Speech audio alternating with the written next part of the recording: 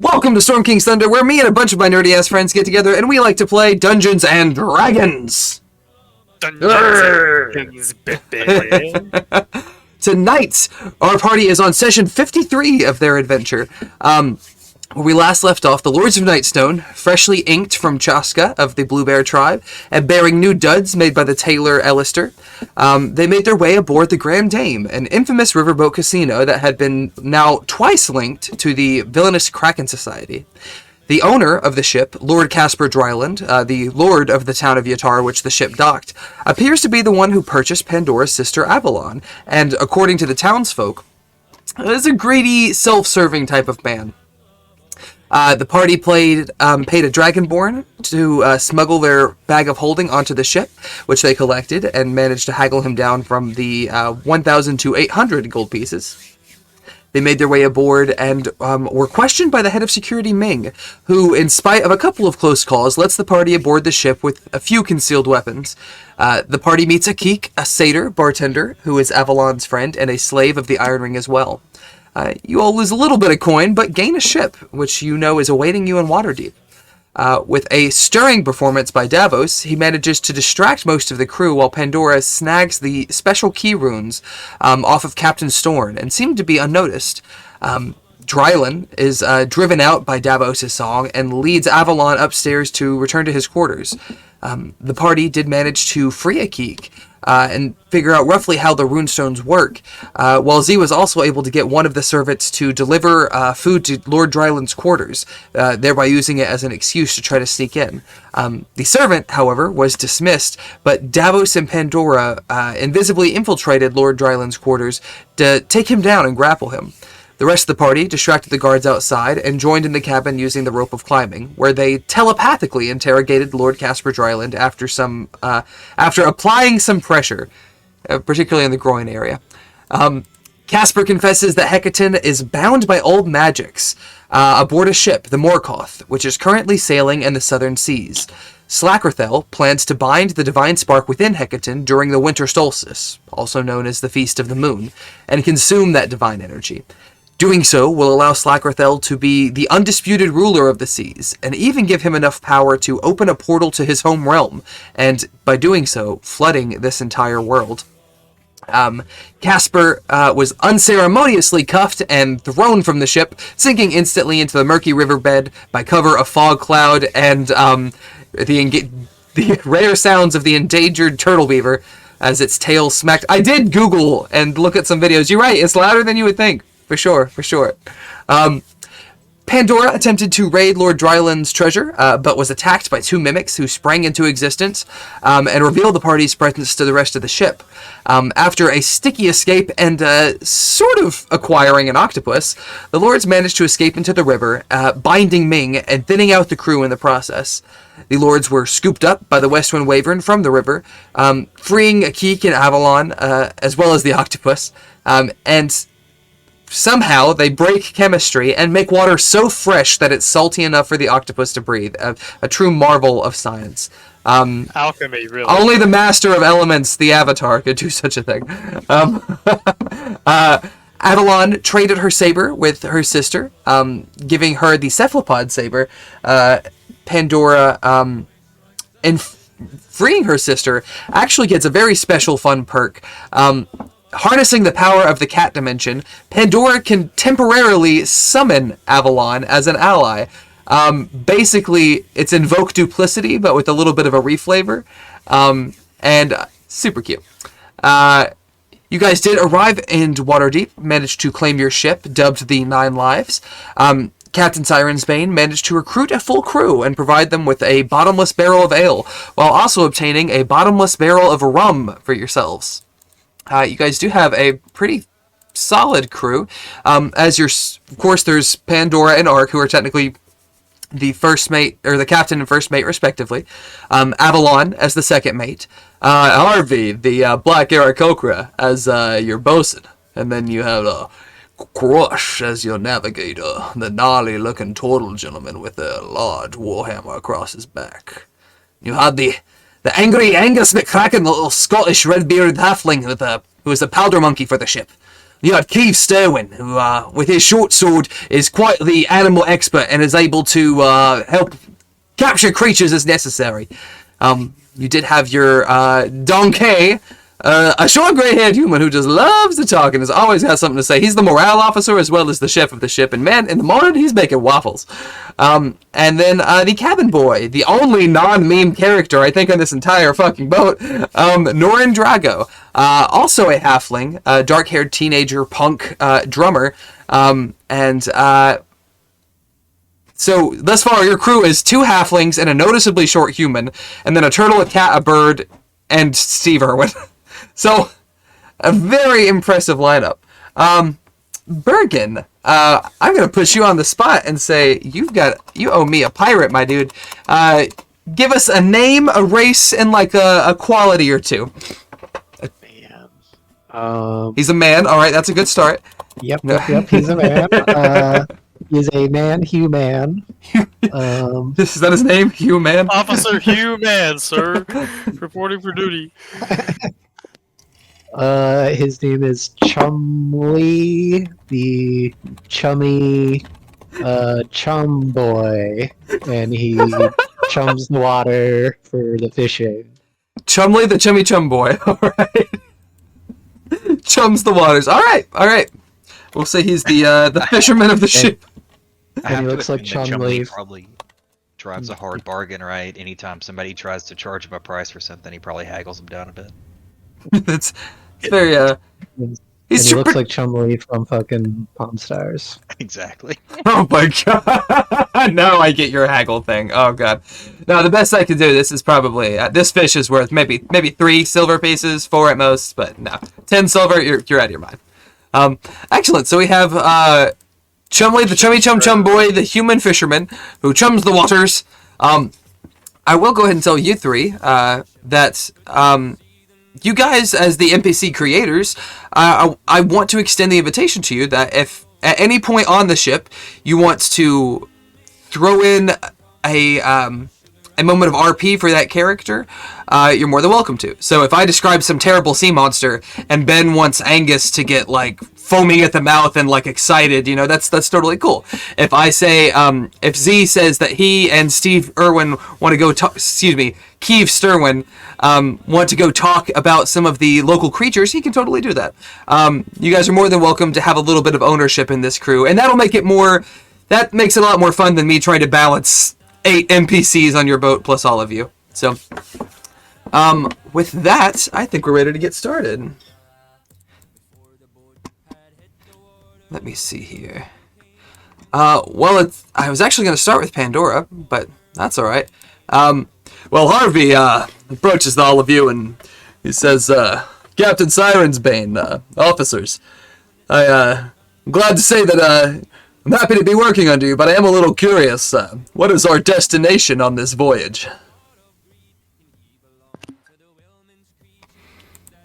No, not all at once, gentlemen. We're looking for ships. Colbrand will describe to them everything he knows about the, you said the name earlier. The Morkoth. The Morkoth. What do you know about it, out of curiosity? I don't know. You saw it in your vision. If I saw it, then I know it looks kind of like an octopus, right? Yeah, it does look like a squid, 100%. It's funny because it actually looks like a regular ship set into this almost like an add-on that gives it the tentacles in the rear and that has the front little spires on it like a squid head would. Yes, you know that it does look like a squid, that it is a sort of a ruddy brown vessel, and that the Storm King is chained to the bottom of this ship. He's actually within the hull itself. The hull is open above because, again, giant, so he's huge. But you do relay a bit of information about what you're searching for. And Harvey, so you're looking for a storm giant strapped to a boat in the middle of the ocean, and that's all we've got? Welcome to our life. Oh, well, I guess it will be quite the adventure today. Well, Avalon, actually, while you guys are talking about this, and goes, Well, we know that the I don't know why I'm slipping into the Uthgard accent. Well, we do know that the Storm King is bound by ancient magic. And Lord Caspar Dryland, he had mentioned previously that it was Jotun magic. It's not something that Slackrathel would typically use. It's giant magic. It was given to him by the traitor in Hekaton's court. It's ancient stuff that it's one of the few things that can get past Amon's divine protection. I don't know who exactly the traitor is that gave Slackrathel this information, but Lord Caspar did slip up once and refer to her as she. So I have reason to believe the traitor's a woman. Or maybe there's more than one traitor. I don't know. That's the only thing I ever heard of him say of it.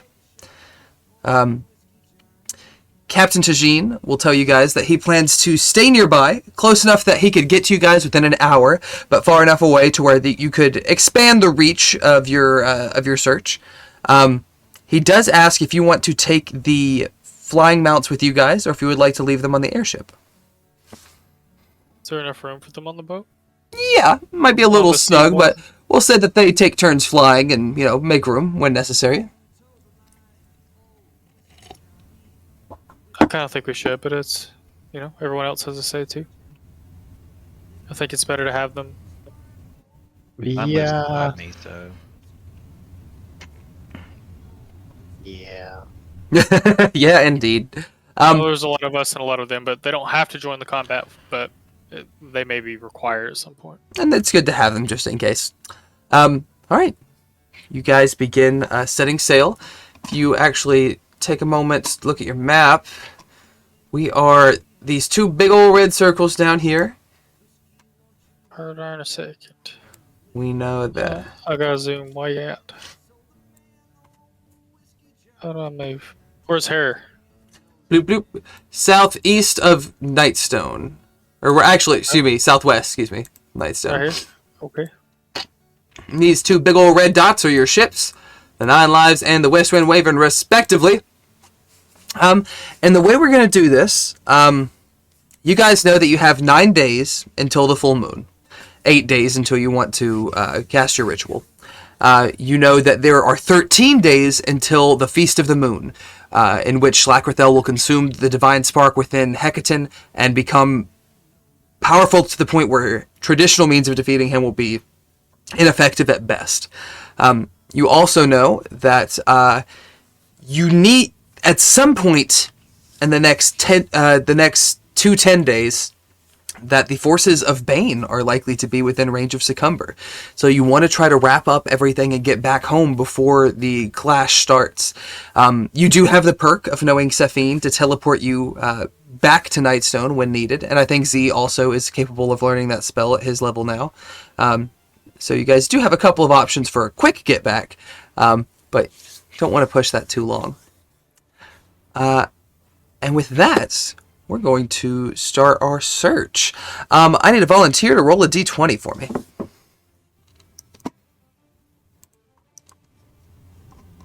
Blue, blue, blue, blue, blue. I assumed that Devin was going to do it. Fine, I'll do it. Let me roll. I'm not gonna Do it! I'm a coward. Me too. All right, you rolled a black dragon. The party is destroyed. No, 15. Let me see what we got there. Doodaloo. I was like, wait, am I becoming a black dragon? You wish. Okay, this one's not too bad. You guys actually, there are strong winds at your backs throughout the day, and clear skies above. Makes for good searching weather. You cover almost twice as much ground as you normally would. Well, twice as much water, I guess, than you would on a normal day. So we're going to progress you guys further in by quite a bit. We'll say right about there. Devin, roll a d20 for me. So mine was good. Don't mess it up.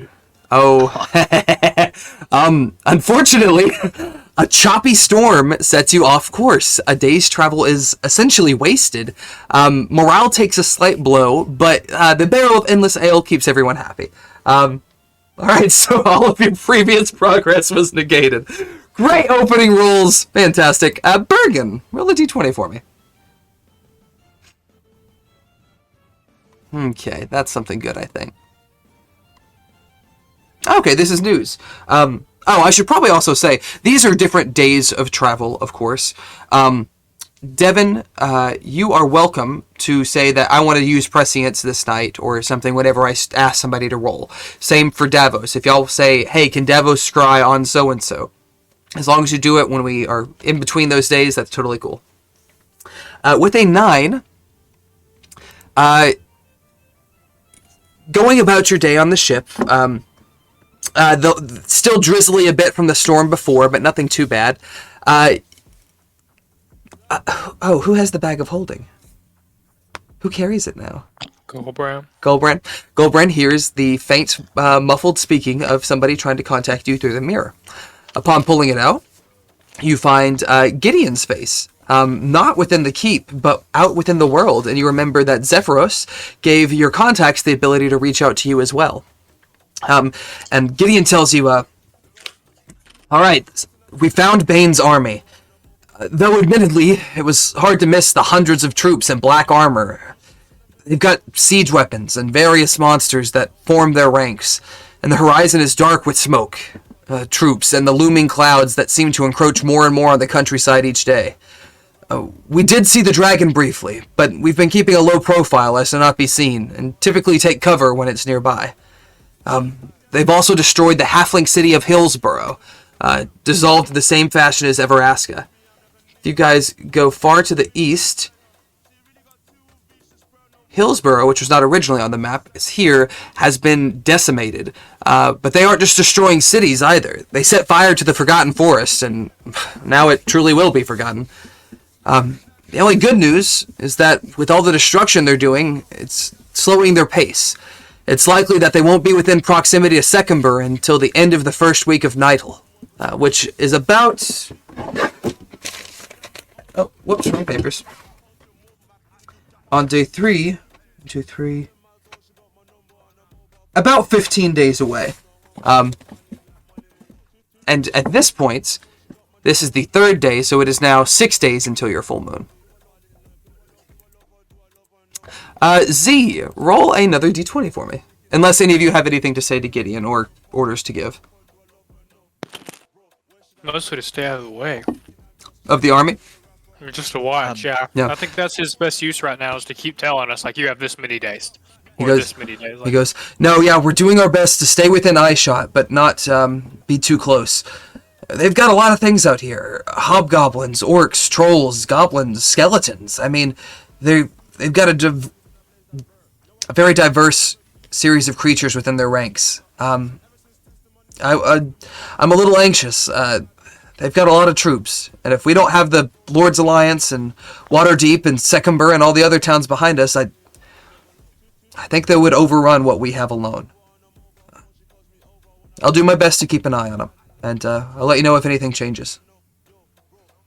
I did have a question if you can jog on memory. They're marching towards not Nightstone, but a different city, right? Like yeah, it's right in front of us. They technically are marching toward Nightstone. You guys are trying to intercept them at Secumber, which is the next town to the east.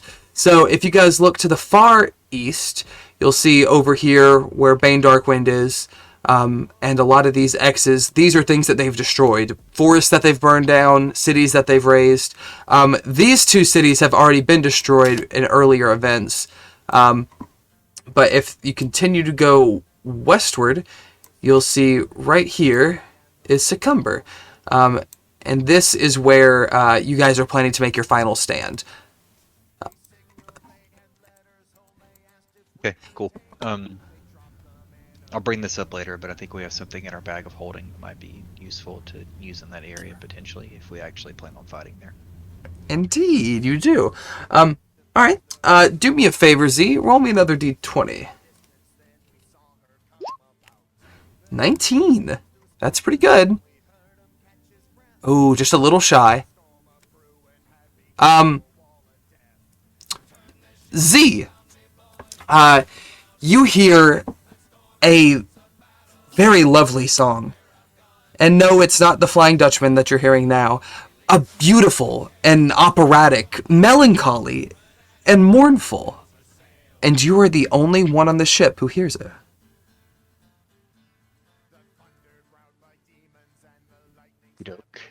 Um, wonder what that could be. Harvey, what could be? Just that very sad, heartfelt, beautiful song I'm hearing in the distance. Pandora perks up a bit. It could be sirens, and she perks out an ear. I'm gonna roll a perception check for her. Devin, if you won't mind, could you pull up Ark? Actually, if you'll pull up Davos in particular, and then Ark and Pandora should be joining us here soon. I'm gonna roll. You got Davos pulled up. I can pull the other two up if you want. Oh, okay. She rolled fairly well. She perks up her ears and listens, and she's heard Siren's song many times. She's literally She's literally Captain Sirensbane. This is her namesake, and she knows that it's typically heard by everyone. They attempt to lure in as many people as they can. To be isolated is not common by any means. Z, make a perception check for me, and let me check your passive. Your passive perception is 10. I'm sorry. 17 is not bad. You can hear that. Actually, before that, make a wisdom or intelligence check.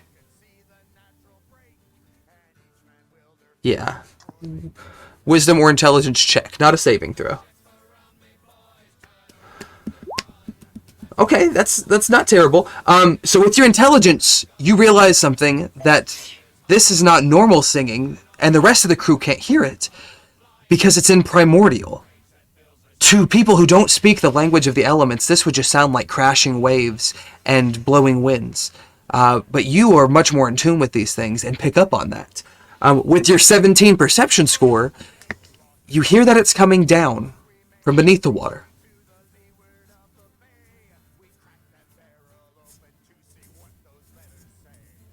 To do with that. I mean, I guess I would disclose that to the group, but I'm curious what's going on down there. What's down there? What's going on? Can you even get some waters? I can make you breathe. That's, This is the fire. That's funny. Half-cocked ski. All right, put an air bubble around my head. I'm going in. Just dive off the side of the ship while you're sailing through the ocean. Gillyweed!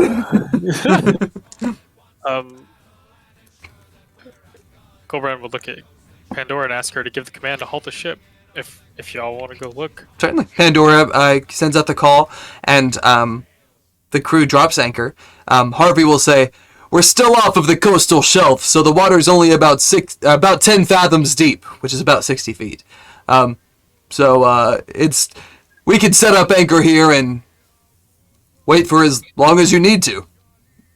Colbrand casts water breathing, and Z, you dive in, or do you? Yeah. Well, Colbrand might go with him. Yeah, What? if somebody wants to accompany me, I'm down. Yeah, but I think I'm gonna go in. We'll say. You want to go for swims? Sure, yeah. And I'd stick my finger in and it sizzles, and I'm like, maybe he's right. I don't know, whatever. We'll say that the three of you go on this little adventure while the other three wait on deck and keep an eye on things just in case shit goes south. You guys dive into the water. It is freezing for one.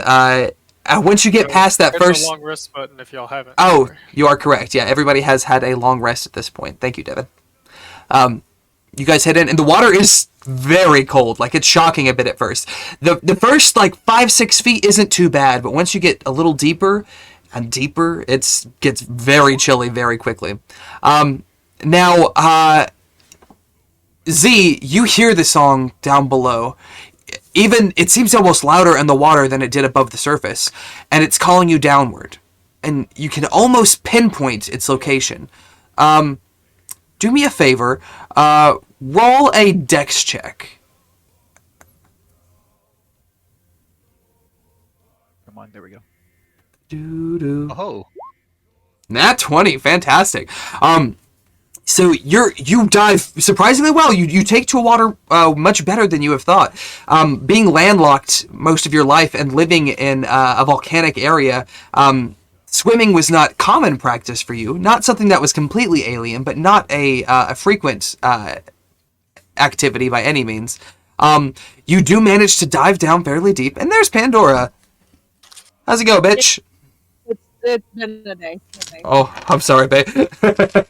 Well, we're gonna make that day a little better. It's like someone at Starbucks, so there's that. I've got a story for you at break time. Um, all right.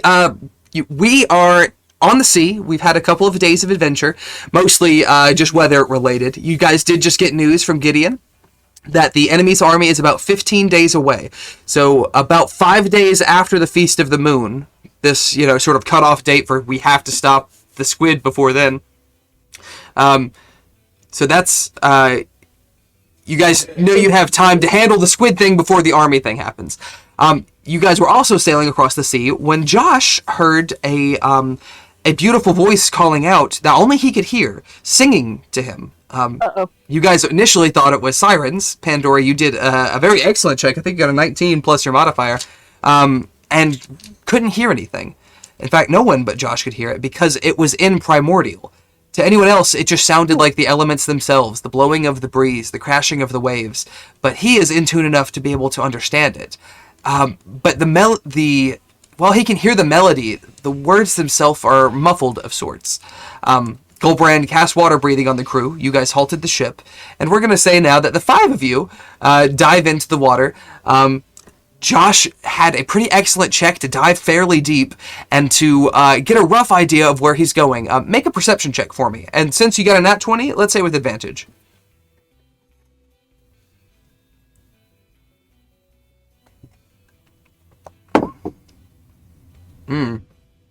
Take the advantage. Okay, 15's not bad.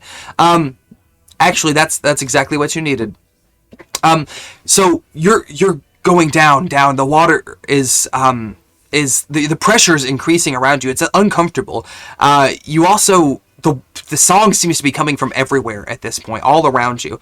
And as you're looking down, the light is dim here. You are roughly 40, 50 feet below the surface at this point. And you see that among the stones and coral, there is a bright blue conch that catches your eye. Lovely, and shifting through all hues of aquatic tones. It is definitely not an ordinary conch. Do you choose to approach it? What do we know about conches, gang? One more time? Magic. What do we know about conches, gang? Well, we have 5 of them that take us to Hekaton's court, but that doesn't look like them. Yeah, right? This one is a normal size. The giant conches are made for giants. They're, fairly large pieces. This is probably about that big. I've dropped a picture of it in your chat. A beautiful blue color, serrated almost. It's very sharp, but is very lovely. I'm not even going to hesitate, whatever. I'm just going to try to reach down and grab it if I can.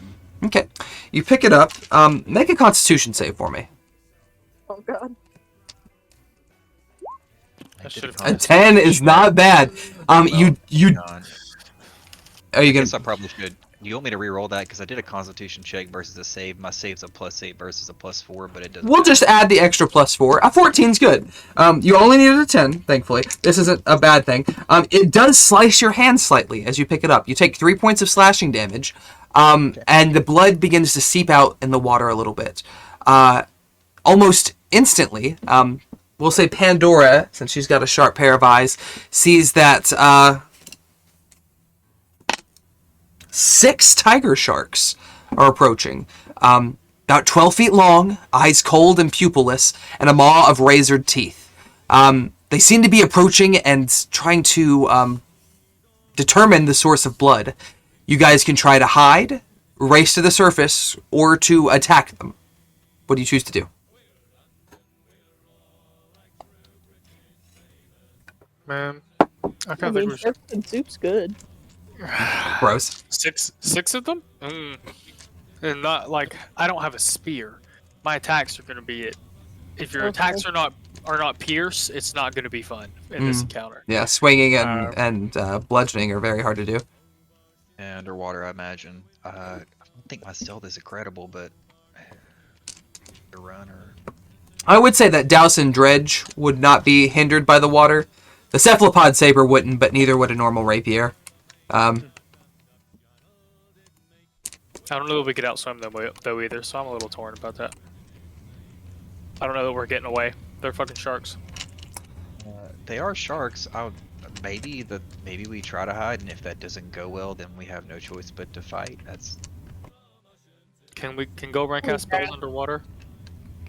Cast spells with water breathing. You can, because you can speak to make the components. Yes, sir. Water breathing's concentration, though, isn't it? Yes, but I don't think pass without a trace is. It is concentration. Oh, is it? Oh, damn. Yeah. Hold your breath, boys. Sucks. Bravo 6 going dark.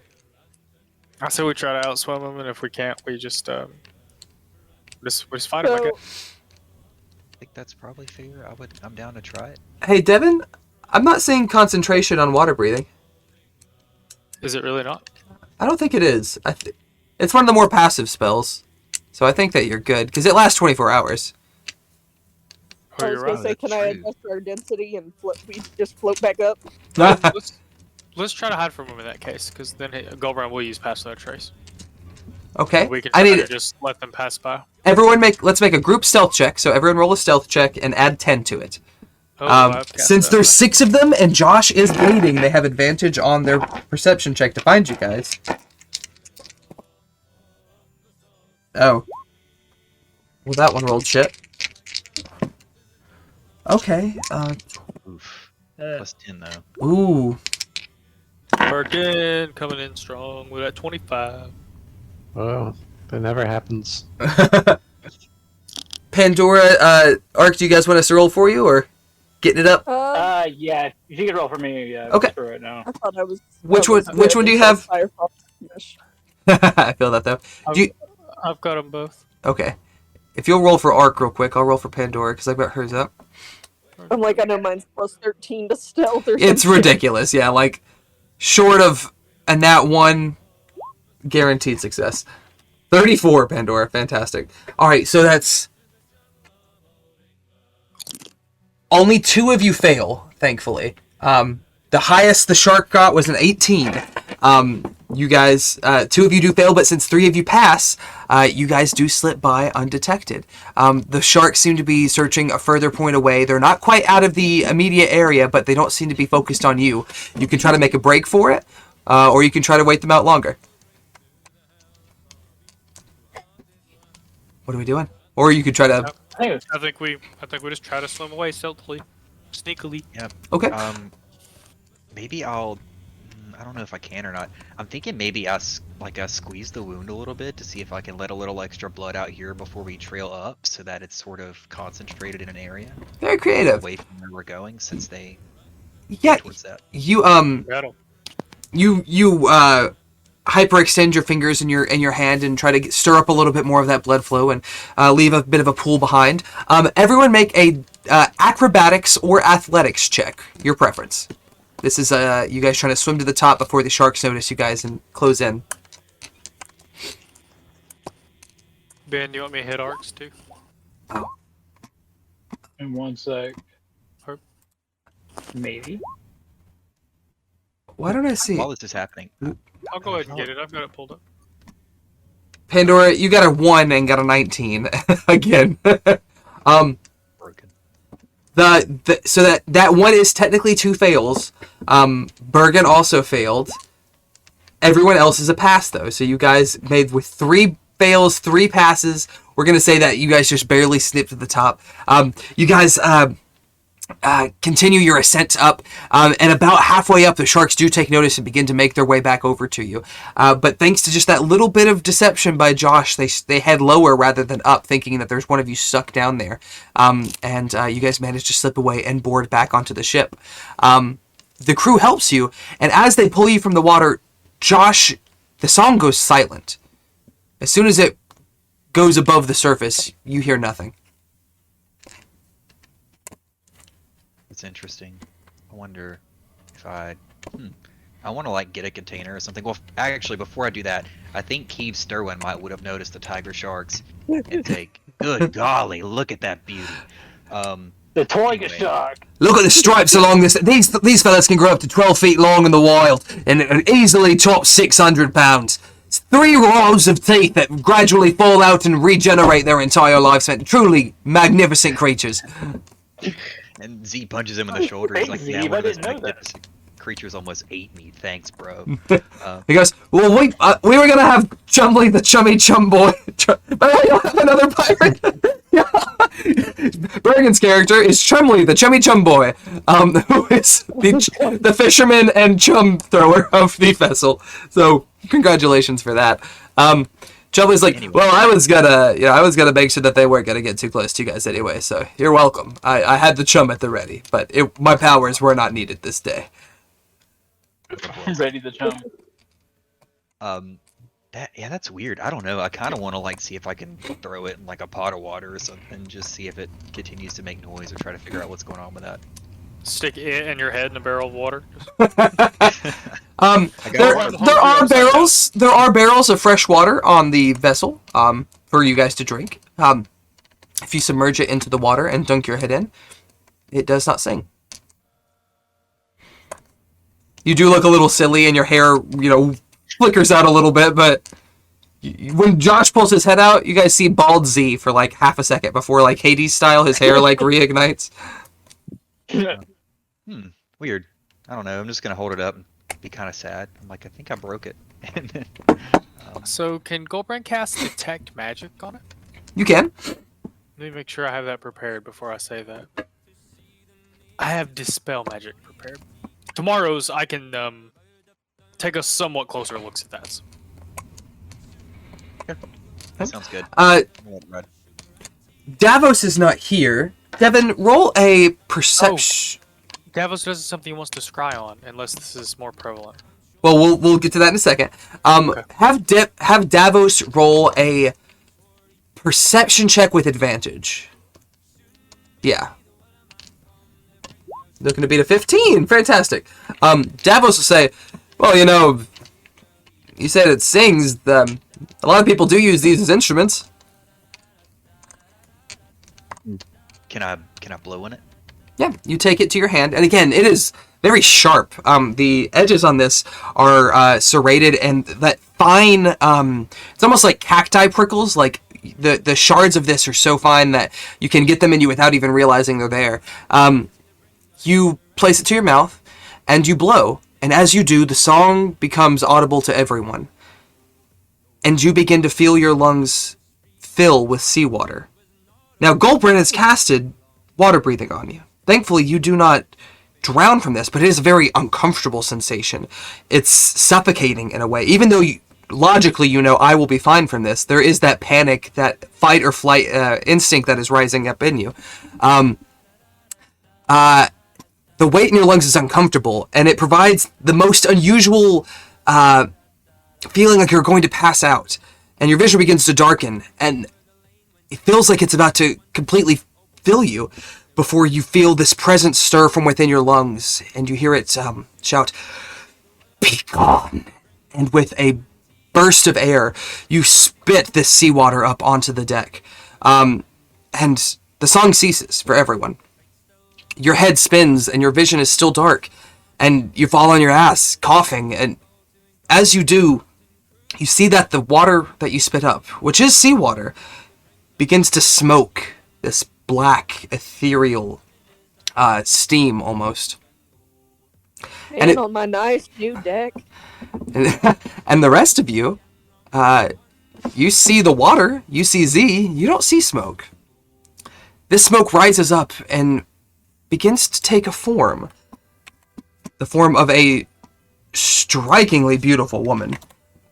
Pale skin, as marble, supplely formed, solid white eyes that stare at you with surprise, mouth slightly agape in her stunned silence.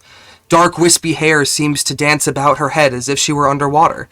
And just past her hips, her legs fuse into a black scaled tail, swaying softly beneath her. She looks about the deck in surprise, but everyone else's intent is focused solely on you. None of them seem to know she's here. And she says, "Oh, you've survived. How remarkable." And she grins to show these dark, jagged teeth that almost look like the shark's teeth that are within her mouth.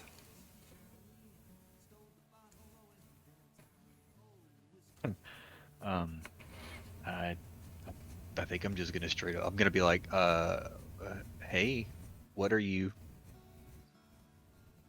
What are What are you? you talking to? Okay.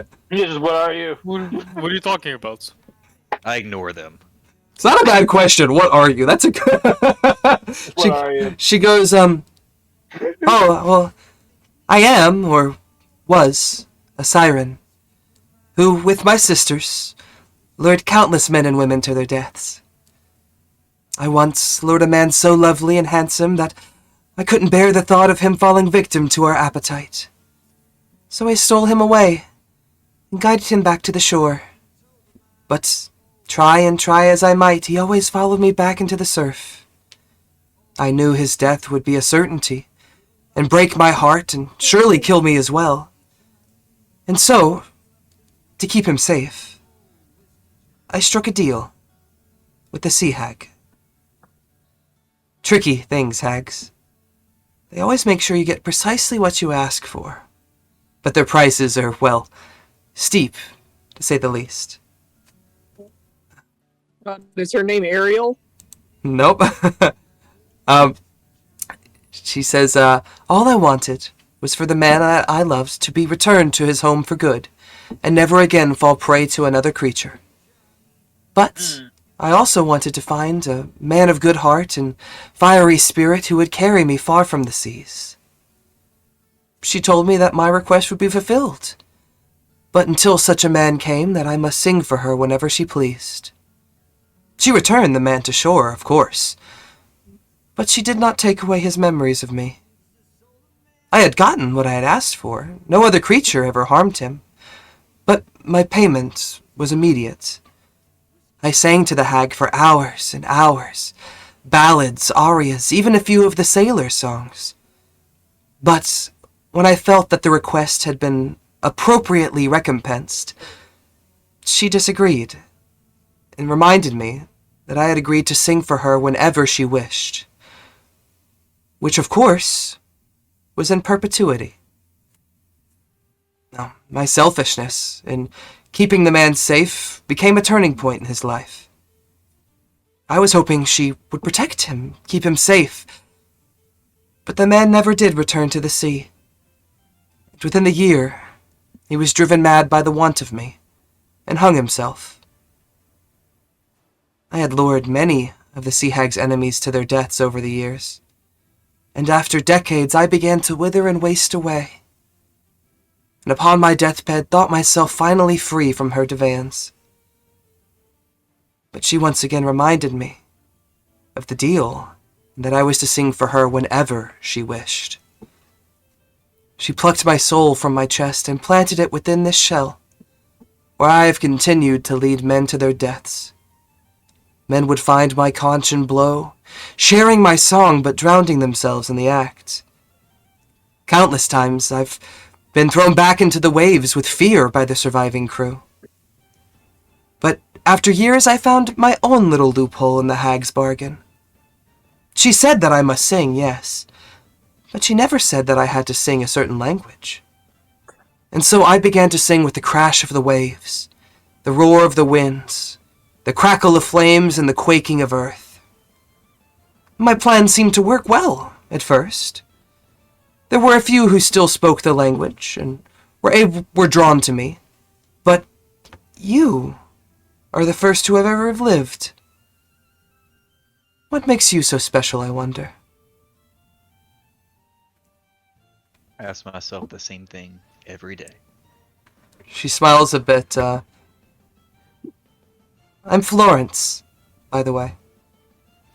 Perhaps you are the man who will carry me from the sea and, over distance and time, weaken the hag's influence. Or perhaps someday you can shatter the shell and set me free. If you take me from this place, I will teach you the songs that move mountains and churn seas, that makes flame take shape and gives wind form.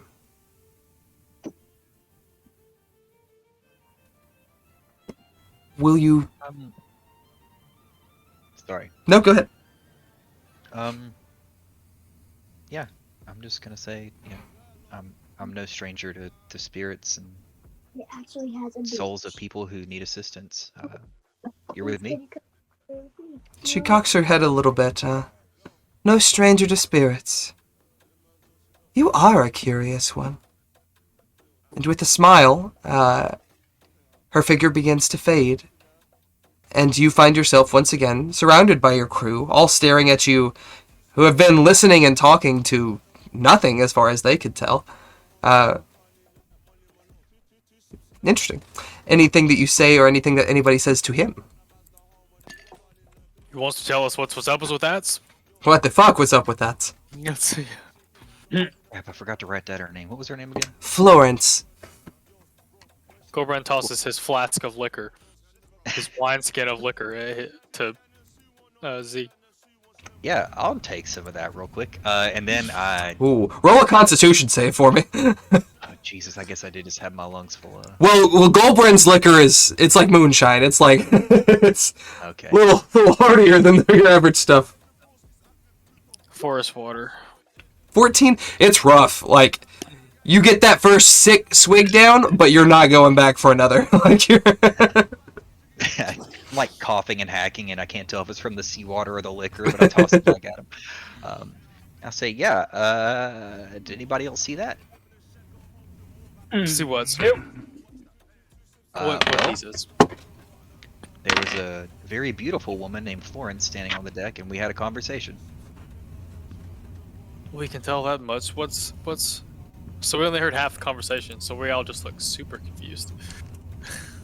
Oh, yeah, okay. So I'll just sort of lay out everything that she explained to me, that she made a deal with a hag, and the man she loved killed himself, etc., etc. And then I say, and now she's with us. I don't know what that means, but...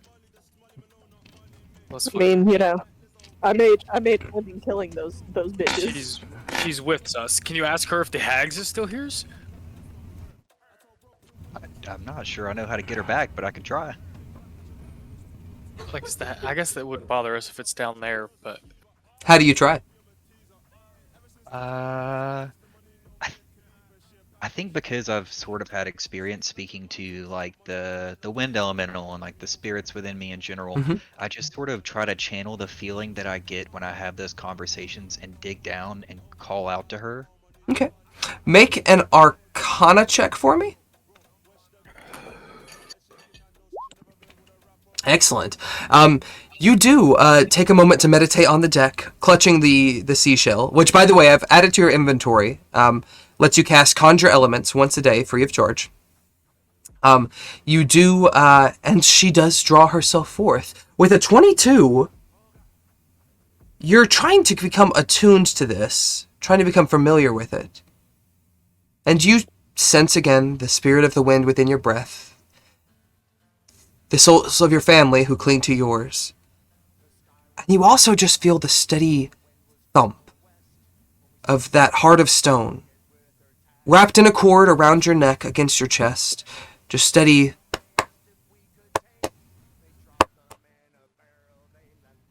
And surprisingly enough, while you do successfully bring Florence forward, you do feel a bit of a presence there as well. It's curious, but Florence appears before you.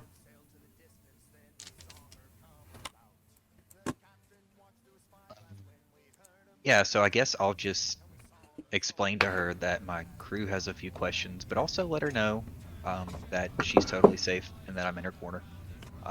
And I go ahead and ask her, what can you tell me about this sea hag? Do you think she'll come after you and give chase? What's the deal there? She shakes her head a little forlornly and says, oh no, I'm afraid that will not be a concern. Unfortunately, the sea hag who cursed me died many, many decades ago. Unfortunately, their magics are tricky, bound by the laws of the Fae. Just because they are not present does not mean that their bargains must not be honored. I thought that when she would pass, I would be free. But when I felt her presence leave, I found no respite, and was forced to continue my song. Okay. And then I ask her, because she mentioned something a second ago, Do you think that smashing the conch would set your soul free? She tilts her head. I'm unsure. While in the seafloor, many things have come close to destroying it, but the shell seems more resilient. Perhaps it must be destroyed through arcane means. Perhaps my soul must be removed before it can be destroyed. I've had many years to think on it, but unfortunately no method of testing my hypotheses. But you seem like quite the scientist. Perhaps you'll unravel this riddle. I'll certainly try, and then I'll look around at the crew, and I'll let them know. I assume I'm conscious at this point, just sort of having the conversation on the deck again. I don't really know how that works, because I think previously I've had to meditate in to talk to them. For this particular instance, it's the same you drew her for the same circumstances you initially met her. She is there. You are conscious. You're speaking to her, but they cannot hear her interactions. Okay. But we'll say that for simplicity's sake, you relay anything unless you mention specifically you withhold it. Okay. Yeah, so I just explained to the crew that the hag that cursed her is no longer a concern. There doesn't seem to be much risk in her coming along, but ask if anybody has any other questions or concerns they want to raise before I let her rest. If you want, Goldbrand can cast Detect Magic, or maybe Dispel Magic on it tomorrow. Or, well, today, if you wanted to Dispel Magic on it, but that's up to you. I ponder on that and think, I don't know that I want to dispel this. At least not now. Well, if we dispel it on the conch, maybe it will release her soul. Like I did, if you have her, maybe she won't go anywhere. But I don't know how any of that work. So It's a great question. all conjecture on my part. Yeah, I think maybe we should spend some time studying on this, trying to determine the source of it, the repercussions of doing X versus Y. I don't want to condemn her by accident through some brash action. How about it? Goldbrand asks Captain Pandora to raise anchor. Yep, ready to rock and roll. And I say, thanks for answering our questions. Sorry I had to pull you back out so quickly. She goes, oh, it's fine. I've spent much time in my shell. It would be nice to spend some out of it. I have added that item to your inventory and attuned you to it. And under the Extras tab on the far right, you will see stat blocks for each of the elementals that you can now summon. And those are specific to that. Actually, there is one more. You can summon a fire elemental. But it's just the generic fire elemental. Those three are special. Okay. Devin, you mentioned that you wanted to scry something. Davos wants to scry on Hekaton's court. On Do y'all Hekaton's have court, any okay? Yeah, do y'all have any opinions so we can scry on Uthor or any of the girls? Because we heard earlier that someone thinks. Yeah. Avalon tells you, Yes. while you guys, that she heard Lord Casper Dryland talking about Hekaton being bound. She said that he is bound with Jotun magic, which is odd because that's giant magic. It's not something that the Kraken of the Deep would likely turn to originally. But it is magic that was provided to him by the traitor in Hekaton's court. Ancient magic that bypasses the divine protection that Anam has on him. Now, she doesn't know who the traitor is, but Avalon says that Lord Casper Dryland accidentally referred to the traitor as a she. You don't know if that she is acting alone, but that is the information that Avalon has.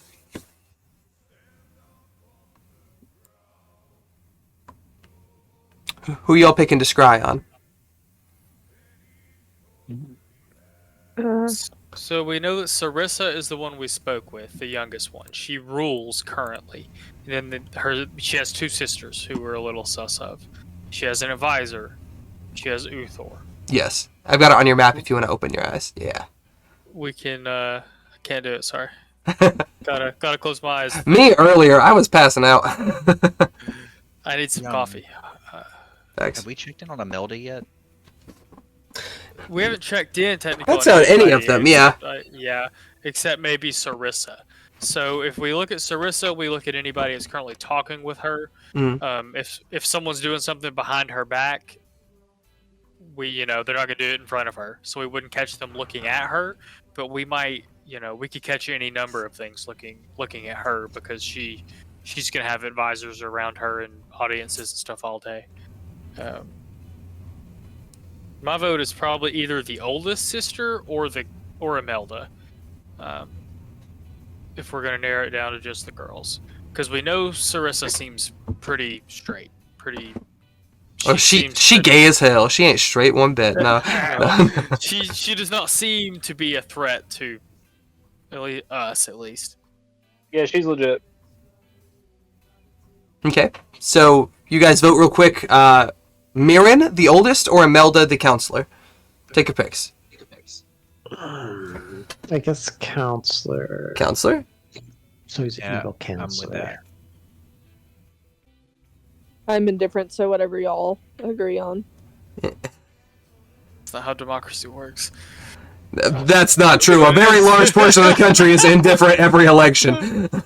Yeah. Sorry. Look, listen, Pandora's just happy to be spinning her wheelie wheel on the deck, just whistling like a little pirate tune. Pirate life is a life movie. I feel like Goldbrand would pick Mirian. It makes the most sense. From his perspective, the oldest would be the most jealous and the most power hungry. Okay. I think that leaves Ben, and technically Barb too, if you choose to throw your vote in. That's I'm two. gonna go Princess Mirren. Okay, we're 2 and 2. Barbara, you're the. I was really thinking the older sister. I don't know. Just Okay. that's the Taylor's oldest time. Tale as old as time. All right, so let me. Davos has met her. He's talked to her. He doesn't know her very well. Let me pull up one thing real quick.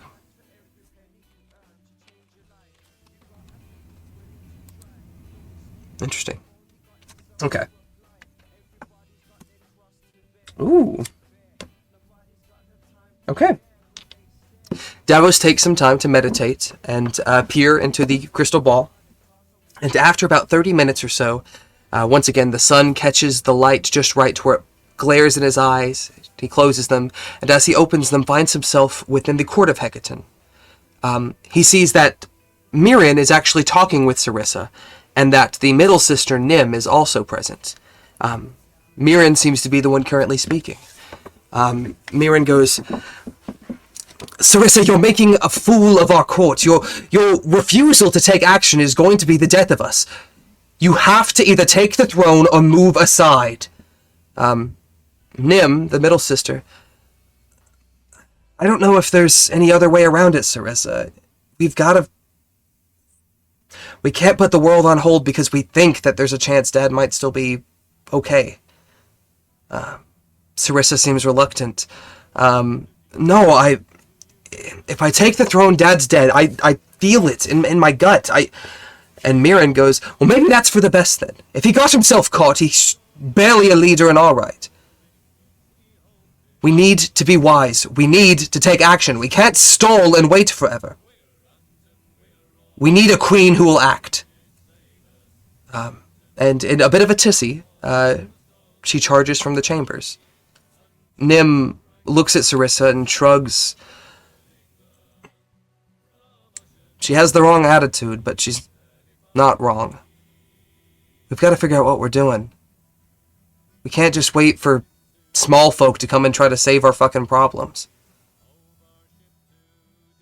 You got to figure it out. And she too begins to leave the chamber. Since Davos was scrying Mirren, it actually follows her perspective. As she exits out, she goes into the music room where you guys had initially caught her, and she is fuming. She is kicking and throwing small lightning bolts at the walls. There's nobody in this quarters now, but you see her basically throw a temper tantrum. She seems to have quite the temper on her. And after a few moments of smashing stuff, and the middle sister waiting resigned off to the side, the vision fades, and Davos once again comes back and relays to you everything that he saw. Yeah, that bitch guilty. He's sus as fuck. super sus. It was a little sus. Yeah. She's a little sussy. We have another day, so we can do the counselor another day, it sounds like the next day. Can indeed. But before that, Ben, roll a d20 for me. Oh god. Hold up. That's yeah. Don't hold up. Go ahead. Don't hold up. Go away, Command Prompt. A 19. We've already gotten. Roll one more for me. 19's pretty good though. 18. Okay, that is something slightly different. His 2 good rolls for today. Just 6 days Ooh. until sea changes, right? This is your 5th day. Excuse me. This is your 5th day at sea. It was 9 days, so now there's 4 days remaining to Z's transformation. With an 18, a cold front moves in from the north, chilling the crew with a piercing wind that pierces straight through to the bone. Pandora, you know conditions like this have a higher chance of a storm developing. No one sleeps well. Everyone take a point of exhaustion for me. And Bergen, you in particular, you dream walking through a frozen tundra that looks vaguely familiar. Towers of ice, walls of snow, and vividly detailed ice sculptures fill this space. And along the horizon lies a frozen forest, which only breaks for a river of ice that cuts through it and surrounds the town. What was that, Devin? Sorry. Um, I'm trying to figure out how they did that. you can mark it on your character sheet. It's under conditions. Just Oh, click the word. Bergen, with a chill of recognition, you realize that buried underneath the spires of ice lies Nightstone Keep. The ice sculptures are, in fact, the very people that you've come to lead, petrified and encased in what must have been a near instantaneous blast of frost. You now recognize a few of the figures: Daphne, Ranrak, Taylor, Captain Sidiri, Captain Phillips, and an absolutely terror-stricken Sarah. You hear a mighty crack as the doors of the frozen keep begin to open. And standing there in the doorway is a figure with a snarling face, eyes black, hair encased in frost, and a glowing ring upon their finger, which erupts in a bright blue light as it points to you and commands, "Grovel." You awaken with a cold sweat and find it snowing in your room, and a thin layer of frost has formed along every surface within your cabin. How do you choose to react? Oh man.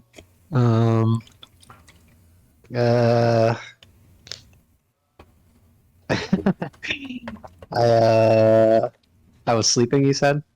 It's still This was a dream. early morning. I would say it's sometime between like 2 and 4 o'clock.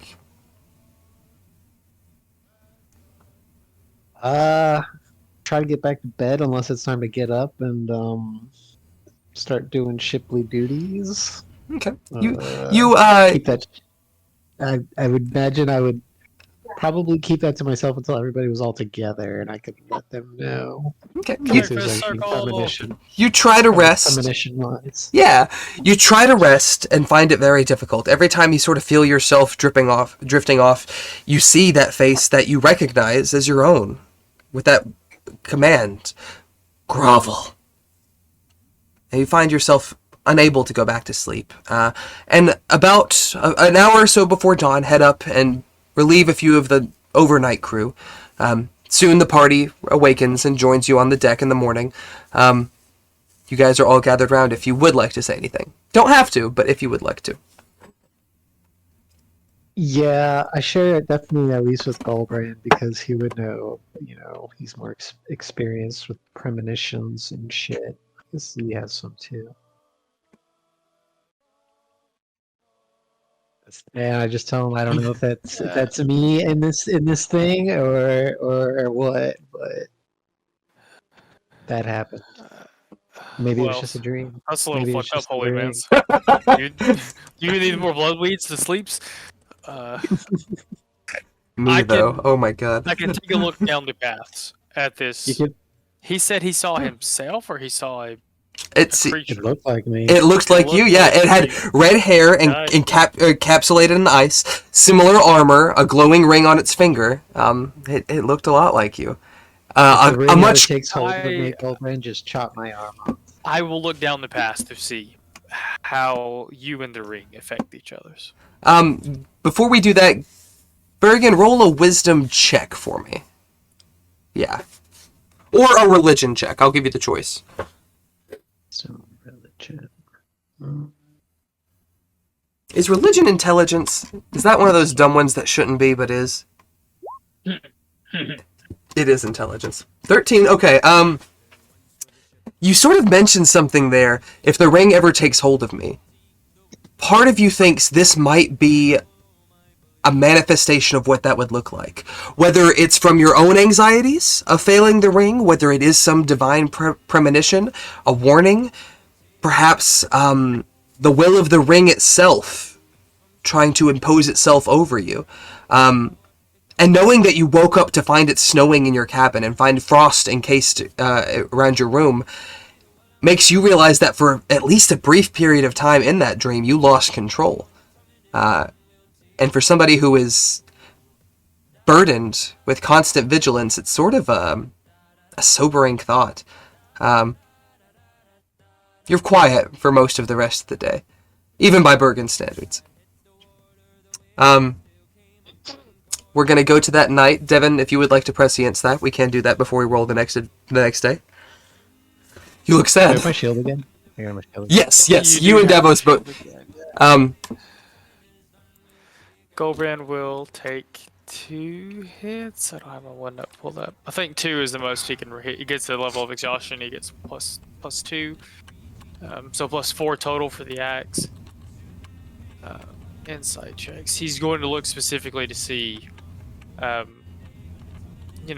the path stands right now, what happens to Bergen down the road, or maybe he should look specifically for.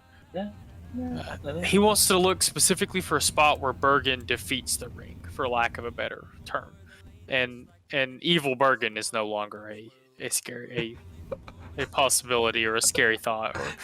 I just need that fucking water temple in Legend of Zelda Ocarina of Time where you have to fight the Shadow Link. I just need Bergen fighting Shadow Bergen. That's all I want. Okay, so you're looking specifically for what Bergen does to defeat the ring, or if Bergen defeats the ring? Is that what you're... If Bergen defeats the ring, that should be a 26 total, 27 total. Okay, 27's very high. Alright, you see a few things. Let me double check some stuff. I'll adjust that. You see something in the distant past. Kimber, the person who bore the ring before Bergen, is on his knees within a room, a very simple home that is blasted in ice. Jagged icicles hang from the ceiling. The hearth, as the embers were frozen instantaneously, it is slick with ice. And Kimber's crying before the statues of a woman and a young girl. And you gather this is an instance where Kimber lost control. And people were killed as a result. Your vision flashes forward. No, in a way. You flash forward, and you see Bergen in front of a beautiful woman, long blonde flowing hair, almost floating, drifting about her, absolutely unreal. She appears to be elven, absolutely striking, and Bergen kneels before her and takes her hand, and he slides the ring onto her finger, and the ring shatters into 1,000 pieces in this burst of blue energy as your vision fades out. Your vision comes once more upon a battlefield surrounded by skeletons and trolls, a dragon spewing acid. Oh, Devin, roll Roll a perception check. Beat a 20. A perception check? Perception check. Can I Ooh. use my inspiration? I will totally allow that, yes sir. Got decent odds. I think you've got like 60%. Yeah, with a 25. You see a dragon go by and exhume this blast of acid. A black dragon, an adult, not quite as big as Gnawbone, but mature, at least as large as Felgulus. And with a 25, you see a second one come across and blast another wave of acid, also a black dragon. Perhaps a mated pair. There are 2 dragons coming for you guys in the Battle of Maine. But in this, you see Bergen entangled with this orange-skinned tiefling with like solid white eyes, and they seem to be in the middle of of blasting spells back and forth. And she goes to strike at his hand, and her blade catches the ring, and there is an explosion of ice that kills several soldiers on both sides of the fray. Bergen and this tiefling still remain, but many of your soldiers, many of the dark forces of the Zentarum, are slain in that instant. This is something that is volatile at best, and the more pressure that is applied, the more likely it is that someone is going to be hurt. You fade back too. And I don't know if Devin realizes this yet. Something about that middle vision sounds familiar. Bergen putting the ring on the woman. Sounds familiar. Yeah. Someone said something about that. Said something about it? So, Goldbrand wonders if that is a Fey Queen? Or at least a Fey entity? Someone said something. Well, I won't even make you roll a check for it. When you were doing your prescience aboard the ship after fleeing Skullport, and Gideon was with you, Gideon had a trance of his own. And what he saw was a beautiful woman, and a man placed a ring upon her finger, and it shattered. You know that Gideon has been to the Fey realm. Spent, maybe not a majority, but perhaps half his life there. And he, as a result, may be more in tune with what's going on there. Your thought of it being a Fey Queen seems to be in the right direction. You're not certain. It wasn't a figure you recognized, but you've only met one queen. It makes sense from Devin's perspective that Bergen could give a winter artifact to the Summer Queen and have it snapped. Destroyed. Goldbrand would... after, the next morning, Goldbrand would transfer all of this to Bergen. Tell him everything he saw, and then mention that he thinks that makes sense to me as you give us to the Summer Queens, the winter thing goes booms. Winter thing goes booms. I guess slap that on the to-do list one day. Yeah, it seems dangerous, but it also seems like there are ways of you to be rid of it. Would be nice to have it against 2 dragons, though. You're right, though. The good news is I did not see the thing you saw in your dreams. Didn't see the Dark Bergen. That's good, at least. Alright, you guys, before we roll our regular D20, I'm gonna roll this. Devin, wheel or woe? I know you're gonna pick wheel. Whoa. Whoa. Yeah. Oh, I'm sorry, I said wheel. Yeah. Always whoa. 19 is woe. Weather conditions improve. The chill seems to subside. You guys can take a long rest and get rid of your point of exhaustion. If it was woe, the storm was going to linger with you. You're going to take a second point of exhaustion as the effects compounded. Barbara, roll a d20 for me, doll. Preferably roll a 16, but I'm not going to get too picky. Oh, and that 20. Well, damn. Hang on.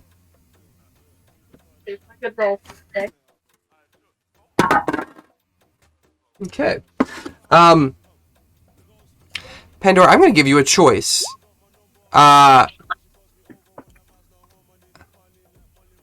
Oh, I can't do that without spoiling something, though, to the rest of the group, I guess.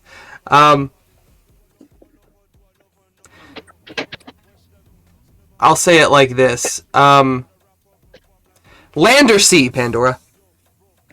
See. Sea? Okay, fantastic. You guys, Really? let me move this down. Hmm? It is steady rain throughout the day. It is not detrimental to your travel, but the day seems mostly uneventful until Avalon cries out from the crow's nest, "Captain, we've got company off port!" And in the distance, off your left flank, you see 3 ships approaching in a delta formation. 2 galleons and a smaller vessel in the center, perhaps a merchant ship. You see no signifying sails on any ship. How do you choose to react? Well, how stacked is our ship? Like, I don't think I ever asked. It does have cannons in of itself. I did forget to mention this, by the way. Devin, subtract 500 gold from the bag of holding. You guys, this ship was bare. Like, y'all had to get new new gunpowder, had to get new cannonballs, you had to get rations, you had to get several things to get ready for sea. We sort of focused on the booze because that's the fun part, but there was some more mundane things that you had to get ready as well. Your ship does have 4 cannons on each side, so you can fire 4 cannonballs at a time, provided that the ship is fully manned. You do not have any other weapons aboard the ship other than the crew itself. Well, I don't know. I guess I'll see if the ship can outrun it. Can outrun it? Okay. Do me a favor. Roll a d20 and add a 6 to it, please. Can Goldbrand do the thing where he casts like gust of wind into the sail or something? If you guys would like to try to do some stuff to give it a little bit of a boost, I'll say if you do that, she gets advantage on the roll. I don't know if I have that prepped, but Gust of wind. I need to prep some other spells because Goldbrand said he would. That's been a day since then, right? I definitely do have that prepped if I need to use it instead. Yeah, maybe that would be best. Just to give us a little boost. Okay. I'll extend that. Yeah, mark off the spell slot for that. Pandora, roll another d20 for us. Alright, if I can pull it. There. By the way, this particular track slaps, if y'all don't know it. Oh, okay. So your I'm highest gonna is... use a lucky point. Sure, yeah, go ahead. I'll roll it one more time, let's see. 3rd time's charm? Okay, so 18. That's pretty solid, actually. Give me 1 second. Okay. Let me roll for the other ship. Okay. You guys drop the sails fully. The crew seems to be trying to bank off as hard as they can to get some distance. They are keeping pace with you. They're rolled close enough to where you're not making significant ground, but they aren't catching up to you. You can try to keep fleeing, or you can try to turn about and fire cannons.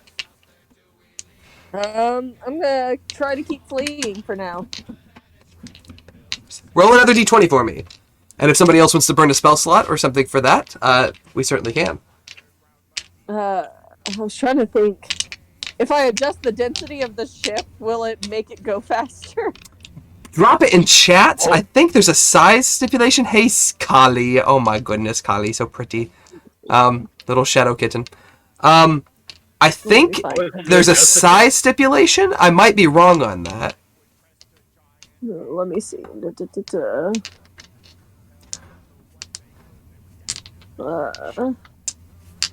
Let's see if that whoops.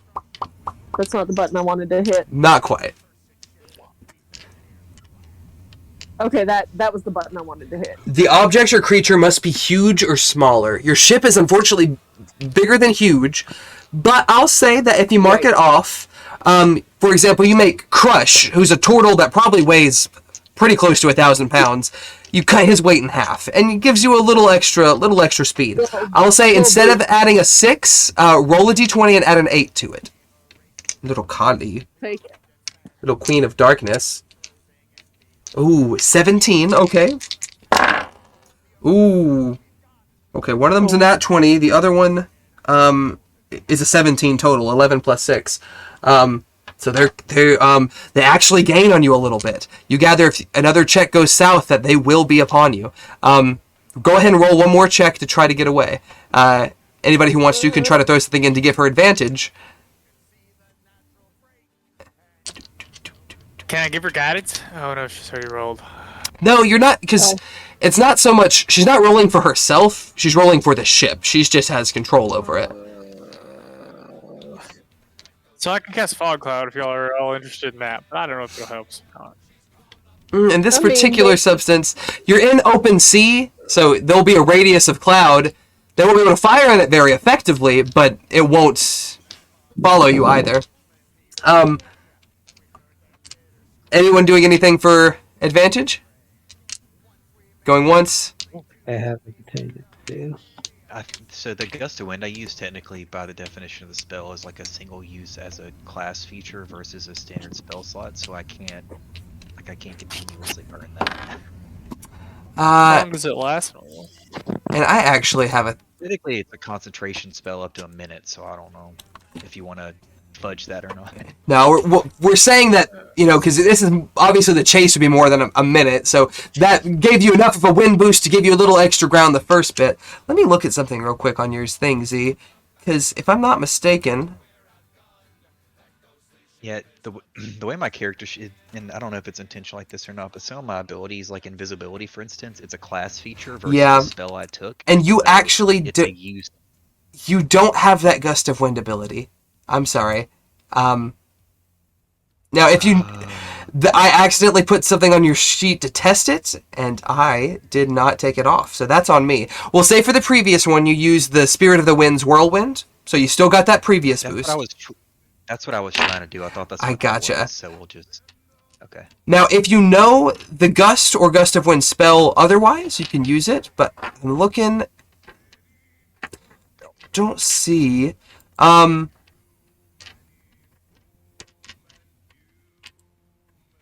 Yeah, I'm not seeing anything I think that can give you a decent boost. I'll tell you what, though.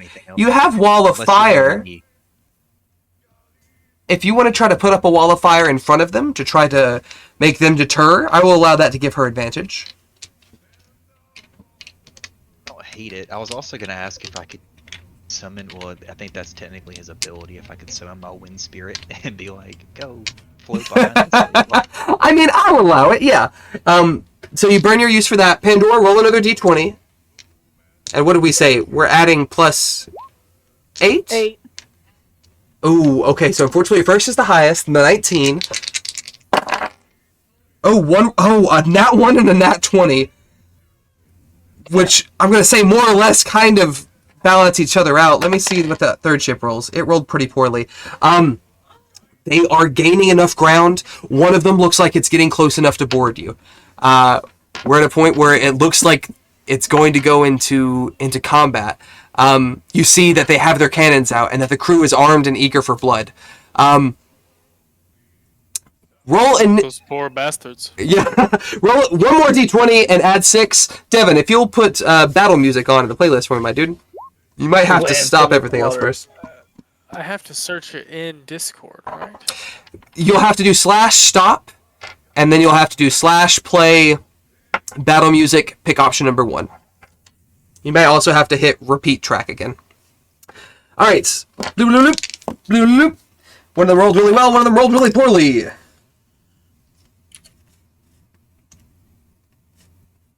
Alright, Pandora. The way, for this first round of initiative, it's actually just the ships. The cannons that you have on deck are a +6 to hit, and when they do hit, they deal 44 damage to the vessel. You can use your action to try to dash and get away, or you can use your action to fire the 4 cannons on that side. With that, the first ship, which let me move you guys. Bloop. We have this lovely red ship here that we're going to say, for all intents and purposes, is, in fact, your 9 lives. Your crew is aboard it. One of the ships is coming up. It's going to fire off. The AC of your ship is 15. They're going to fire off their first couple of blows. You get a +6. 1 hit. 2 hits.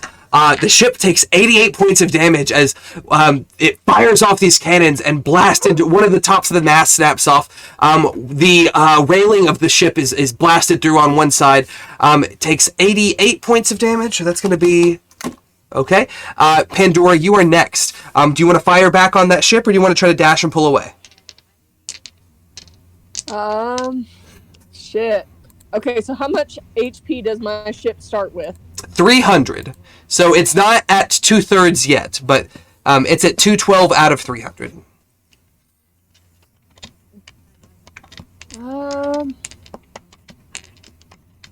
And I would gather, now that the ship is a little closer, your ship's a little bigger. Not so big that you feel confident on 3-to-1 odds, but you're not sure what your choices are now. Yeah. Yikes. I'm like, can we board them? They're not close enough for that yet, but you certainly can when y'all get a little closer. Alright, I say fire back. yeah, at this point, I don't really have much option. Okay, roll 40-20 for me. Return fire, yes, dogs. All Indeed. together or separate? You can roll them all together.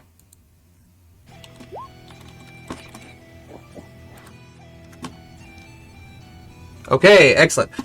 So, with your +6, that's a 17, an 11. 2 of those hit, dealing 88 points of damage to the ship. You do a greater percentage of damage to their ship than yours. Their ship looks like it's about 50% health. Good. So you gather your ship's also a little more hardier than these. The second ship is coming up. 1 hit. 2 hits.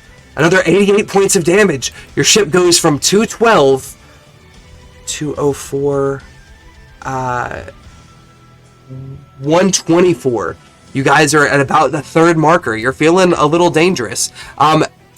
As we go into the next round, the merchant ship does not seem to fire on you. It seems to be just keeping pace with the other ships. You get a little closer. The lower ship on this map is going to try to board you guys. So now everybody can roll initiative, and we'll get that rolling.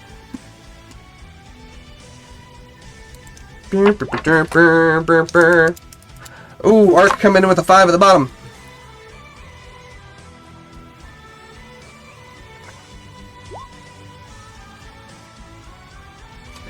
Davos with a 25. Pandora with the 21. Who's next? Bergen. Gullbrand. Z. Ark. 1, 2, 3, 4, 5, 6. Fantastic. All right. At the top of initiative, Davos sees as this ship comes up. A pirate captain and 8 of his crewmen leap aboard your ship. What does Davos do, Devin? How many can he get with a shatter? I'll say he can get the captain in 2, or he can get 4 of the regular crewmen. I think he'll go for the 4 regular crewmen. Okay, roll damage, and what's their save? It is a 15 con save. 15. Let me double check their con. I don't think it's very high. Con save +1. 15. 1 pass. Only 1 pass. 16 thunder damage is a good bit too. 3 of these guys are blasted off of the ship and into the water.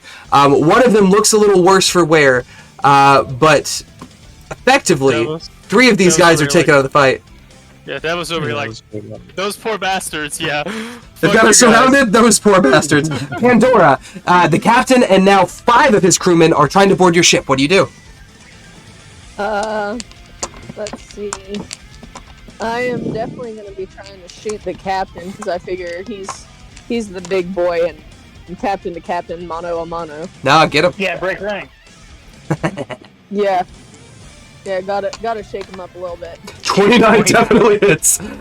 You weren't hiding, so we're not going to get sneak attack, but you do get the 11 damage and lay a pretty good shot into him. He's looking a little pissed off at you. with that, I think it's his turn.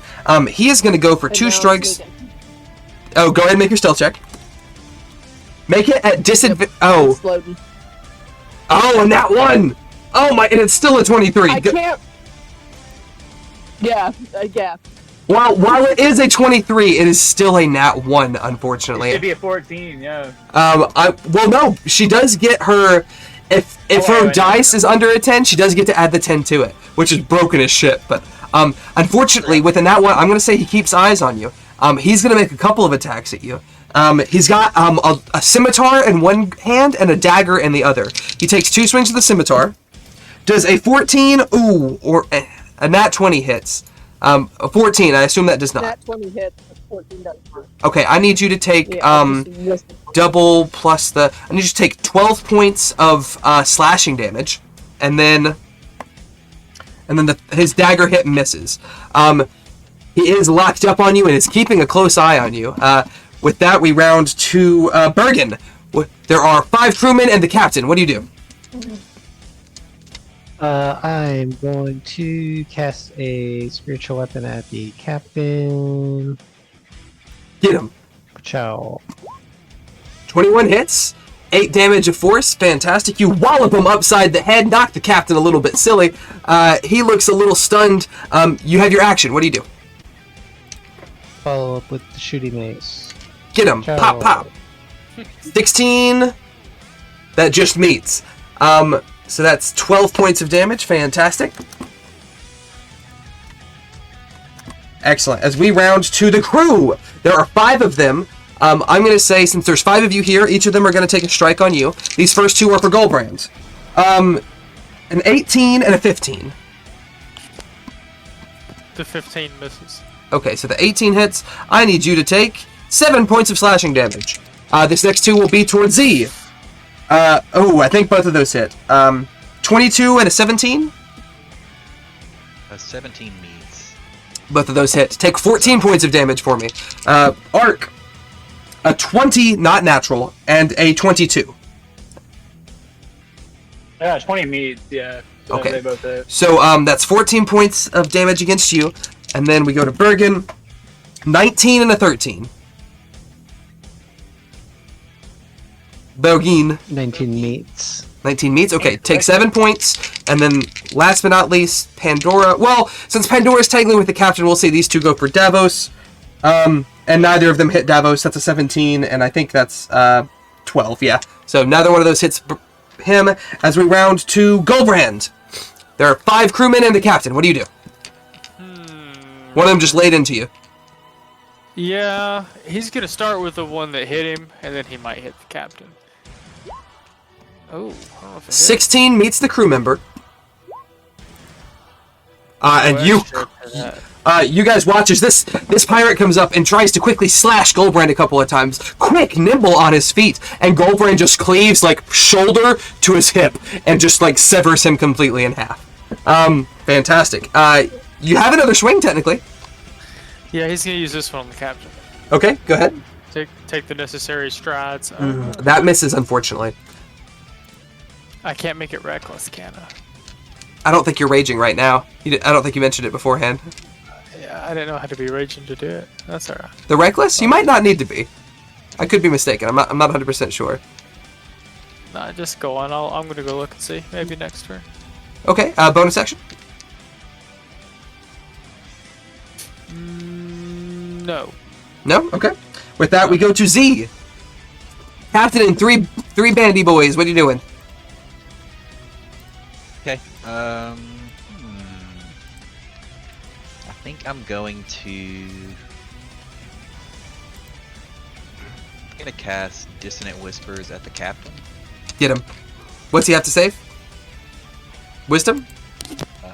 There it goes. Yeah, wisdom save. His wisdom's pretty shit. He fails. So he takes the 11 points, and he is frightened of you, or he has to run? Which one is this?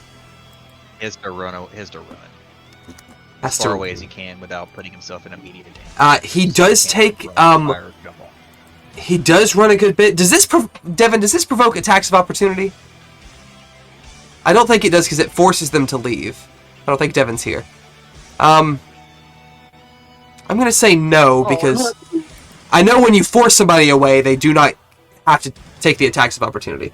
But he does move a good ways away. Bonus action. Bonus action. How close are these guys to the edge of the boat? Like, how close? I'm trying to get like thematically.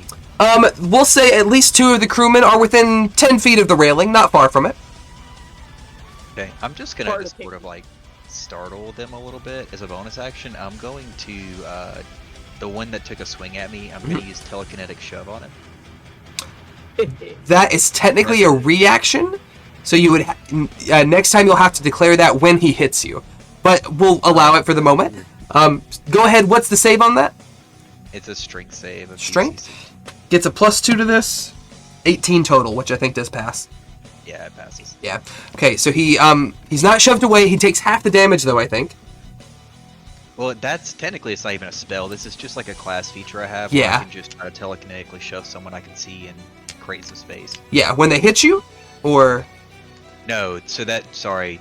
This is not telekinetic reprisal. This is something different. I It's a class see. feature I have. I got you, As a okay. bonus action, I can telekinetic shove. It doesn't do any damage. It can just push people up to 5 feet away from me if they fail that strength save. I see. Okay, I thought you were using the gift of the gem dragon. But I got you now. Okay. Alright, unfortunately, don't manage to push him further away. Ark, we come to you. There are motherfucking pirates trying to get on your motherfucking ship. How do you feel about it? Well, I'm very fucking content about it.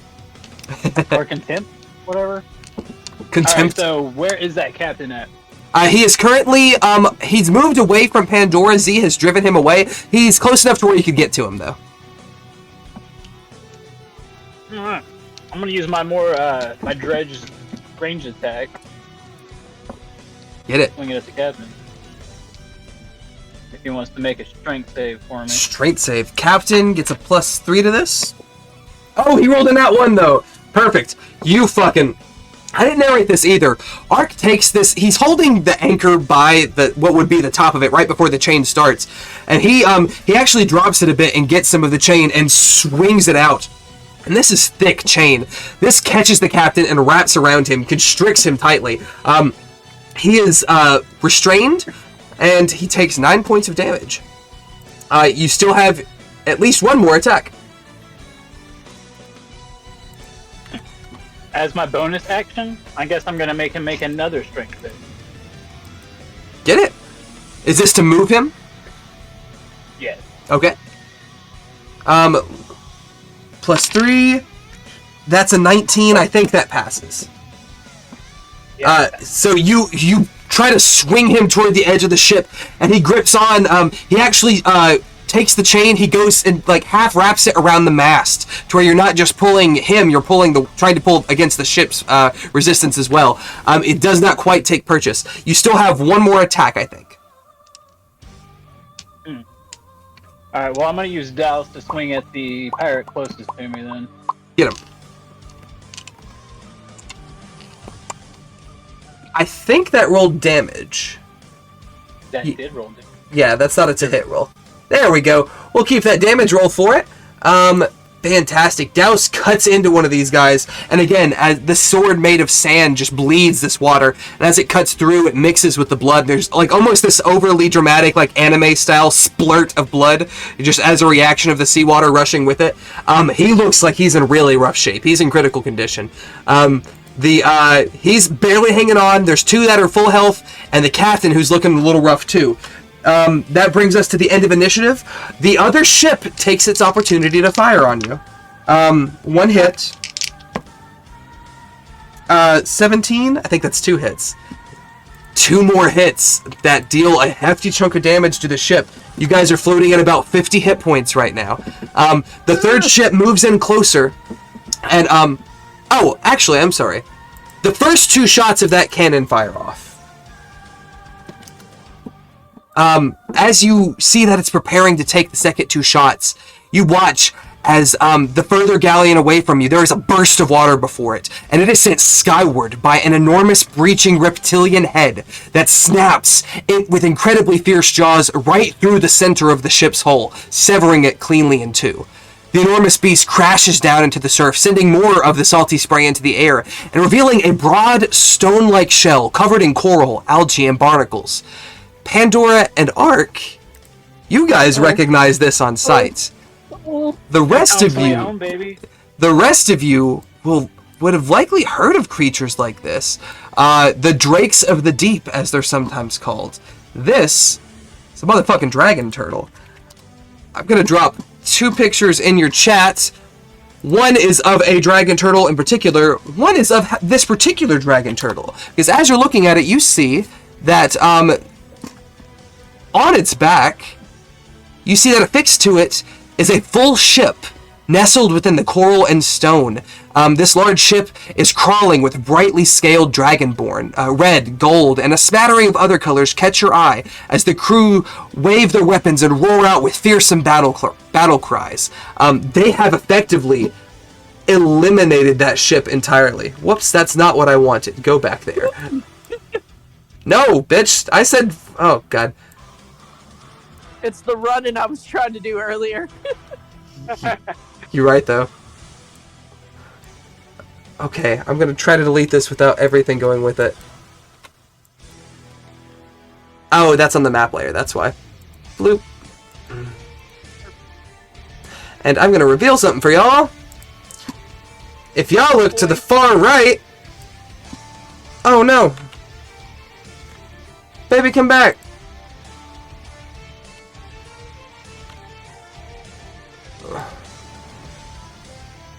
Bloop. As this motherfucking dragon turtle pops into existence. Yo. Hell yeah, indeed. Arcanox, do you want to fill in your allies on what this is? Alright, this motherfucker is the dragon turtle that Arcanox grew up on the back of. This is the Crimson Inferno. Indeed. Snap. Indeed. The dragon turtle has come up, seeming to have evened the odds. Now it is 2 against 2. Your ship has taken some serious damage. You're at less than 100 hit points. You can probably withstand another round of cannon fire. Thankfully, one of these ships you're up against. You've knocked out most of their crew. You feel like if you can finish them off, then you'll be set. We go into the next round of initiative and start with Davos. What does he do? Oh, actually, I'm sorry. 4 more pirates do emerge from that ship onto your ship. So there are 9 of them again? Not 9 total. There are 7 total of the regular pirates, plus the captain. Does our ship get to fire? It's a little weird because you're right next to a ship. You can fire on them. Yeah. You know what? I'll say you can take 4 shots with advantage. So roll, 4d4. what's the easiest way to do this? Roll 2d4 4 times, and that'll keep it separated. D20s, right? Yes. I said d4, I'm sorry. I said D4, and then I was like, wait, that's wrong. Alright, so the first one, a 4 and an 8, that's a miss. The second one is a hit. The third one is a hit. The fourth one is a hit. So 3 of them hit. Let's see. 44 times 3, 120, 132 points of damage. Nice. You watch, you deal a pretty fucking good chunk. That's more than the ship's hit points. You destroy the ship, but there are still the crew aboard your ship. It is your action to command your ship to fire, so you still have a bonus action if you'd like to do it. I'm gonna try and sneak again away from because the captain could, Okay. He ran away from you, so Still, I think. yes, he is. He is grappled. I was gonna say, this was not in that one. yeah. Anything else, you're pretty much set. I don't even think he can catch you on a 23. I'll look just to be safe, but he technically has a +4. Let me see. No, yeah, he does not see you. You feel comfortably hid. With that, Davos, we've got 7 pirates and a captain. What do you do? Is now a good time for a break if you want to take one? Yeah. Yeah, So we're technically pretty- at the top of that initiative. We'll go ahead and take our 5 to 10, and then we'll pick back up. And thank you, Devin. We'll actually get a break this week. You. I gotta walk around for at least a couple minutes. I get you. We'll see you in just a minute. Just say when we get back, Joey can tell us about Cat almost nailing a fucking old lady. Yeah, this morning it was like wind chill of -7, I think my app said, and I was like, what? Yeah. Yeah, for fucking Blue Ridge, I mean, that's pretty fucking frigid. I can't remember the last time I got in the negatives up here. Like, I can't think either, because last year the low was 19, I think someone said. yeah, it wasn't that cold at all last year, but damn. Not this cold. I think I see Bergen and Devin local. I see they're unmuted. I'm here. Devin, are you? There he be. Okay. Fantastic. Alright, we are picking up with the destruction of the previous ship. Pandora has just ordered to fire the cannonballs and decimate the ship, but there are currently pirates boarding your vessels. What does Davos do to take a stand against these fiendish fighters? Well, I think this time Davos is going to. I guess he's gonna swing on a couple of them. I don't want to keep burning a bunch of his spells. He gets 2 attacks now? Question mark. Yes, sir. Yeah, he'll take a. Well, we'll start with 1 crew member. Ideally, he wants to take a crew member each. Okay. Swing, swing.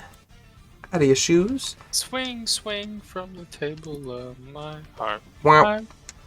14. Okay, that'll hit a crew member. Alright, does not kill a crew member. Roll another hit. Excellent. That 10.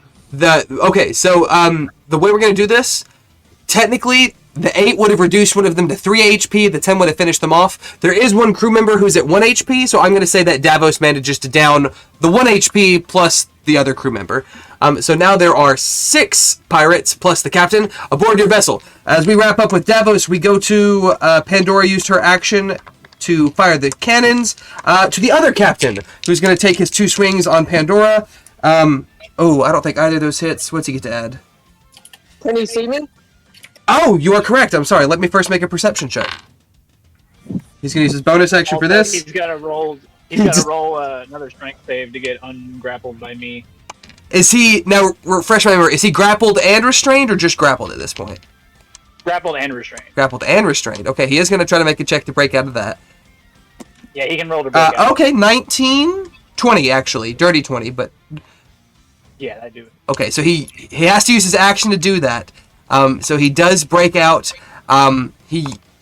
Since he had to break out, he probably wouldn't have looked for Pandora, so he does still have his offhand strike. He's going to go at Ark. He's going to try to get you with the dagger. A 15 does not hit you, so you are set there as we round to Bergen. What you got, Bergie boy? Going to... We'll probably do the same thing I did last time. I guess at... Now, who was it that he was just grappling with? Was that the captain? That was the captain, yes, sir. Okay. I will do a crewmate then. Shooting miss. Shoot a miss. Nat 20. Yeah, you... Oh, hell yeah. Yep. What's the total on that? 13 plus 6... 19. Okay, not enough to kill 2, unfortunately, but you do just you do the shooting mace, and it's surprisingly brutal. Maybe it's the bit of your mind that's kind of lingering on what happened with the Ring of Winter, but you send off this force of energy, and instead of it being your normal green verdant energy, it's a pale blue color. And as it strikes into this crewman, it blasts him back over the railing. But you see that frost forms over his body before he goes over the edge of the ship. Again, not something you intended to do, but something that seems to be creeping its way into your life. You've got a bonus action still. So anyway, I started blasting. Eldritch blast him. Spiritual weapon. Spiritual, an 11 does not hit, unfortunately. Swing and a miss with the spiritual weapon as we go to the crew. There are 5 of them, and there are 5 of you, so everyone but Pandora is going to get a couple swings. Devin, 21 hits, takes 7 points of damage. Z, a 14 does not hit, I'm assuming. Arc. Oh, a nat 20 for Arc. But the other one was a nat 1. I'm going to say that negates the 20, so take 7 points of damage.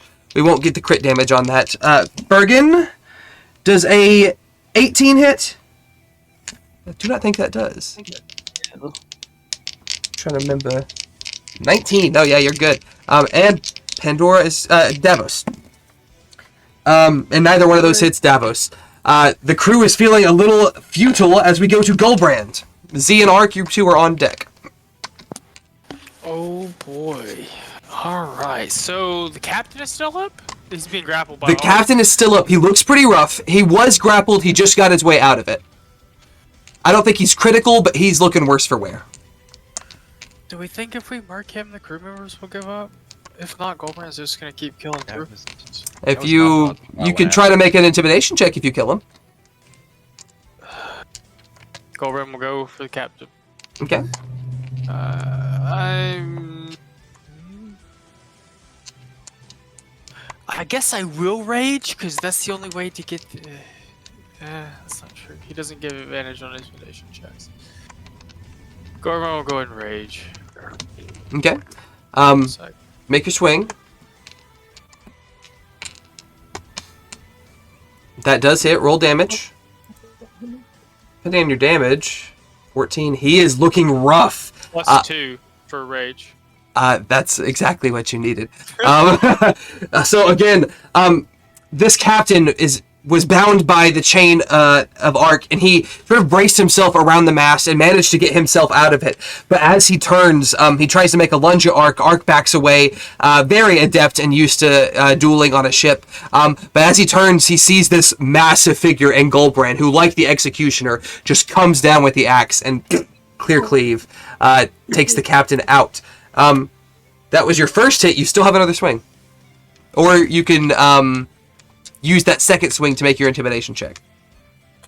Can I fist bump Ark as a free action and then make the intimidation check? Always. Knuckles are always a free action. What do you say to try to stir them? This will determine the DC. The rest of you are next if you don't get the fucks off of this ships. They don't have a ship to go to. Y'all have sunk in it. It's the sharks or me, motherfuckers. Like, Roll an intimidation check. I won't say with advantage, but just roll a flat check. We'll say a DC 15. do you want to roll intimidation? Do you want to roll, so you could roll a strength check. Okay, not athletics. Yeah, strength. Like a saving throw or a check? What do you get to add to a check?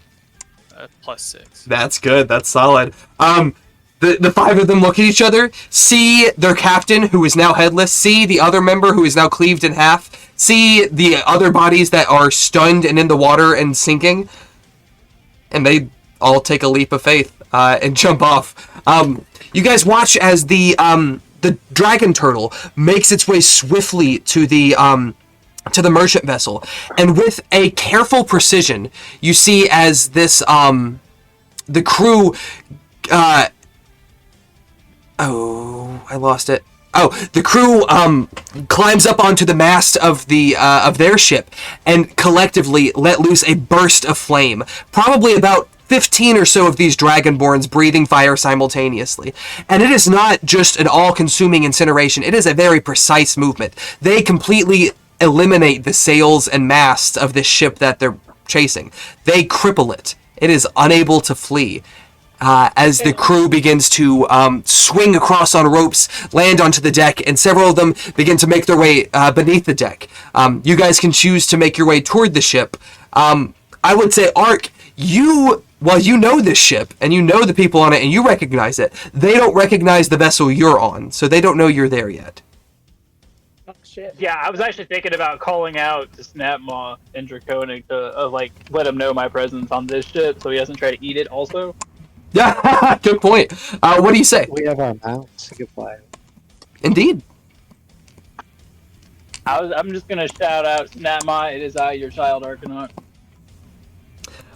You guys see as this dragon turtle, which again, think like snapping turtle, immense, and its neck is that sort of long, almost serpentine. It rises out of the water. Ancient, covered in algae, barnacles, a very ancient figure. And you hear this deep, bassy, like almost growl within its stomach as it acknowledges Arcanox and goes, "Red Death, welcome back. It is good to see you, alive and well. How goes the fight, my brother?" Long and continuous. A bassy laugh escaped from him as the rest of the crew seems to turn their attention towards you. And you guys see quite a few figures. You can catch some pictures of them on your Strongholds and Followers chat. You see the captain of this crew seems to be a rather tall red dragonborn with a dark gray beard, black horns that spiral out, and a long dark coat. A trident in one hand, and he seems rather stoic as you guys approach. And meet them, perhaps, at the merchant vessel. He nods his head and goes, "Arcanox, it is good to see you. It's been many years, my friend. Captain Dynamite, it has been too long. This is not the Wailing Wyvern we last left you on. It seems you've had quite an eventful tale." Yeah. Dragons are known to shed their scales once in a while. There is one black dragonborn who kind of chuckles slowly and goes, "We all must shed in our time. It is good that you've made a change. This crew looks like they're strong. They made short work of that other vessel." They do in a pinch. You guys see quite a smattering of characters. You see a rather hefty-looking dragonborn wielding a cleaver and donning traditional chef's attire, and comes up. "Arcanox, man, it's been good to see you. It's been too long. I got something special for you, Ashley. I've been holding on to this. I think it's a little too dangerous for us to play with, but with the few less dragonborn running around, it might be for the best." And he passes you something that I'm going to drop in your chat, and he explains to you, "So we was trying to make ourselves some mighty good booze to, help ease the days at sea. I was trying to make my own blend, trying to do something that would provide a little extra spark for us. Unfortunately, I may have made it a little too strong. This here is highly flammable." And basically, he gives you 5 of these casks marked with a skull. You can take this cask, and it has like a built-in locking mechanism. You use an action to twist it and throw it. You can throw it up to 20 feet away, and when it lands, it explodes with the liquor, and everything within 15 feet has to make a dex save. They take poison damage on a failed save, and if they get splattered with it, if they take fire damage within the next minute, they take an extra 2d8 fire damage. So basically, it's a Molotov cocktail. And you get 5 of these. So if somebody will mark in the bag of holding 5 battle brew bombs. Yeah, Mr. Cooking. He goes, "Well, I'll see if I can get you a little plate to go, huh?" And you see a couple others. The 2 dragonborn that seem fairly similar builds, similar stature. One of them comes up, and this one is, I think I'm going to fuck up this name, Kyrax. And he goes, "Goddamn, the Red Death! Malrock, you owe me 100 gold. I told you he wasn't dead." And you see the other one who kind of like hangs his head a little bit and embarrassed, like, "We heard your ship went down. I thought you went down with it, but you've always been the resilient one." Bro, you know I'm damn near unthinkable. And a younger dragonborn, a gold dragonborn, pops up, and he's just bright-eyed and just like Archinox. Oh, good. It's so cool. I didn't think we'd ever. So when you left, I was just a kid, and I get it. But now I'm 9, so I am practically a man. So I've killed. I killed a shark. I harpooned it from the deck of the ship, but still, I killed it. And he just goes on telling you, as kids do, the excitement of every mundane thing he's done in the last. How long has it been since you've seen the ship? It's been a minute. It's been like 5 or 6 years, yeah. So I'll say he's a little older than 9 then. We'll say he's like 11, 12, well, we'll say 13. He was 8 when he joined. Yeah, that'll make sense. He's very eager and regales you with these tales. Captain Dynamite goes, young Volcano, calm yourself. We've still got business to attend to. Kyrax, check the lower deck. Malrog, go with them. And you see that they both go into the lower deck of the merchant vessel. And Captain Dynamite turns to you, Archinox, and says, we received word that there was going to be a young silver and a young gold dragon that were purchased. Now these two are very important because they are not just any young dragons. They're actually the siblings of the dragons who protect Silvery Moon. They've been missing for some time, and with us reclaiming them, we're going to get a rather handsome bounty from the city of Silvery Moon. It's sort of been on our agenda for some time. I'm glad that we just happened to run into you when things got a little spicy. Yeah, right? What brings you out on the seas again? Last I heard, your ship went down. Yeah, after that, I ended up teaming up with the Lords of Nightstone. We're fighting the Storm Giants, I want to say. I haven't been paying too much attention, I'm not going to lie. Currently seeking the Storm Giants, and he goes, Storm Giants can be fearsome creatures, as allies and enemies. Well, they're fearsome fighters. I would help you with your search, but I've got to return this cargo, and the dragons are old enough yet to make it back to shore, so I've got to get them at least to Waterdeep before they can fly the rest of the way home. You said you're in Nightstone now, huh? Oh, indeed. And he thinks for a moment. That's not far off the river.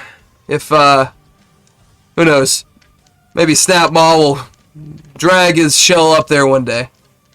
Anything exciting going on? Well, as you speak of it, in the next fortnight or so, we are preparing for a battle with the Great Bane and her armies. No, I heard of Everaska being destroyed. Dragons. It's the main reason that we've been tasked with finding these young dragons is because the balance has been thrown off as of late. Powerful forces have been slain, and with the power vacuum that comes with that, many people are trying to fill it. Old Mawbone lies dead. Her domain around the coast is now up for grabs. One of the great white dragons of the north, Isendrog, too, has been slain. I'm not sure exactly why the increased activity with so many dying, but I've heard tales of a red dragon also down. It's concerning, to say the least. I would say, if you have any draconic allies, keep a close eye on them. Something out there has got a taste for dragon blood. Watching Devin have an anxiety attack. Yeah, I don't think Argonox was there for that either, so he doesn't know about that. You were there for Old Mawbone. But we saw a red dragon. Yeah. We saw a red dragon during some stuff and things. And you know that the red dragon fought the Vonendod, and between you guys, it, and Safine, y'all were able to take it down. The Vonendod, I mean. The dragon was pretty severely wounded. Its wings severed, if I recall correctly. And then when the dwarves of Gauntlgrim returned to try to get the rest of their people out of the mines, they found the dragon decapitated. Which for an adult dragon to be taken down is no simple matter. It's cause for concern. You also don't know what killed Isendrog. You know that it washed ashore near Bremen, also slain. Curiouser and curiouser. Mm. A few moments pass Someone's out there. Go ahead. Someone's out there killing dragons. It's only a matter of time before they set their sights on Snapmaw. Snapmaw sort of lets a bassy laugh through. I'd like to see them try. You watch as the hatches on the ship actually open up, and two young dragons emerge. Each of them are large creatures. They're not small, so they are still as big as your mounts, larger than any of you. And they are intelligent. Not mature, but they do have a semblance of intelligence with them. I would say they're beyond toddler, but not much further than that as far as mentality goes. They are still adolescents. Oh, little babies. Little babies indeed. You see as Chili seems to be luring them to get on Snapmaw's back with stakes and stuff, and the dragons, apparently rather hungry, clamber across and board the vessel. The Crimson Inferno has what they came for. Captain Dynamite, it's been kind of quiet since you mentioned Bane, and he mentioned Everasky, and he goes, you say that you're to meet Bane's armies. Do you plan to do this in Nightstone? Yeah, we are currently planning the siege tactic as we speak. And Ark would know you're planning to do that at Succumber, which is like the next town over. Mhm. If you relay that, he nods his head. Succumber, that's right off the Dressian River. That's pretty broad. I'll tell you what, we're gonna get these dragons back and try to claim our reward. But, if we can, we'll make our way down there, and, Snapmaw and all of us will provide you with aid. I hope to see you there, Captain. He, extends his hands, grabs it on the forearm, very gentlemanly, almost fucking Full Metal Alchemist style handshake. You guys have met and allied yourselves with the crew of the Crimson Inferno, and made plans for them to join you at the battle at Succumber. Unless you guys have any other questions or comments or anything for them, we will move on. I gotta bounce, y'all. Spence, take it easy, dude. Yes. Thank Have you a all. good I'll night. catch y'all next Merry week. Christmas, buddy. Merry Christmas! Later. Right. I With just want to say there's something jarring about seeing a Dragonborn in like full chef's attire. I don't know. it's a little weird. All right. You guys are now on day 7. Uh-oh. Someone roll a d20 for me. We'll say, I think we're back to Devin. A D20, you say? A d20. Roll low, preferably. Huh? A 17. I think we rolled that Well, before. that's Roll not- again. Oh, why you do this? That's actually perfect. Hang on, because I think I know what that one is. Indeed. Okay. All right, you guys. After sailing, you guys can all take a long rest. By the way, it is a new day.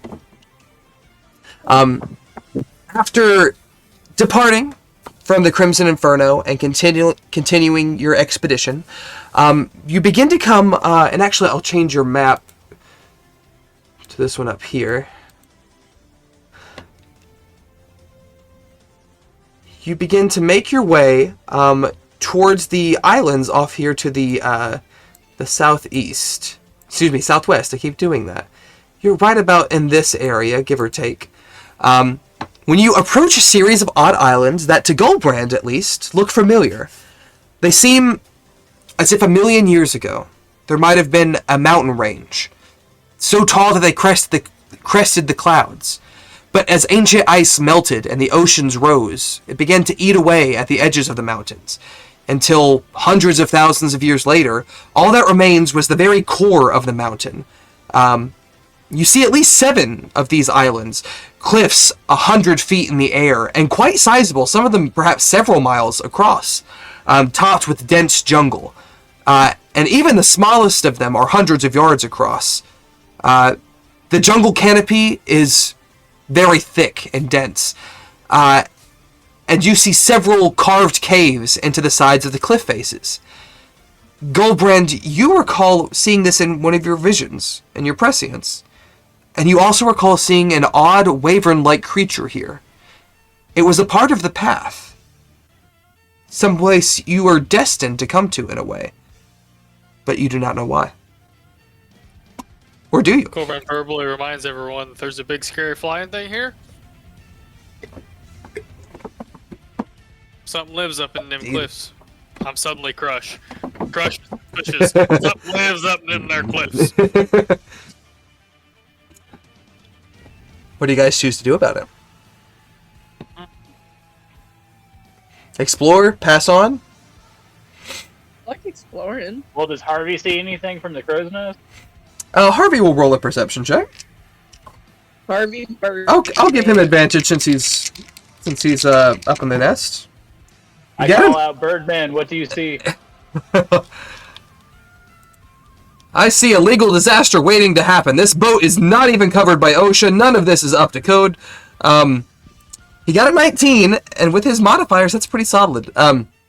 He goes, well, I see quite a bit.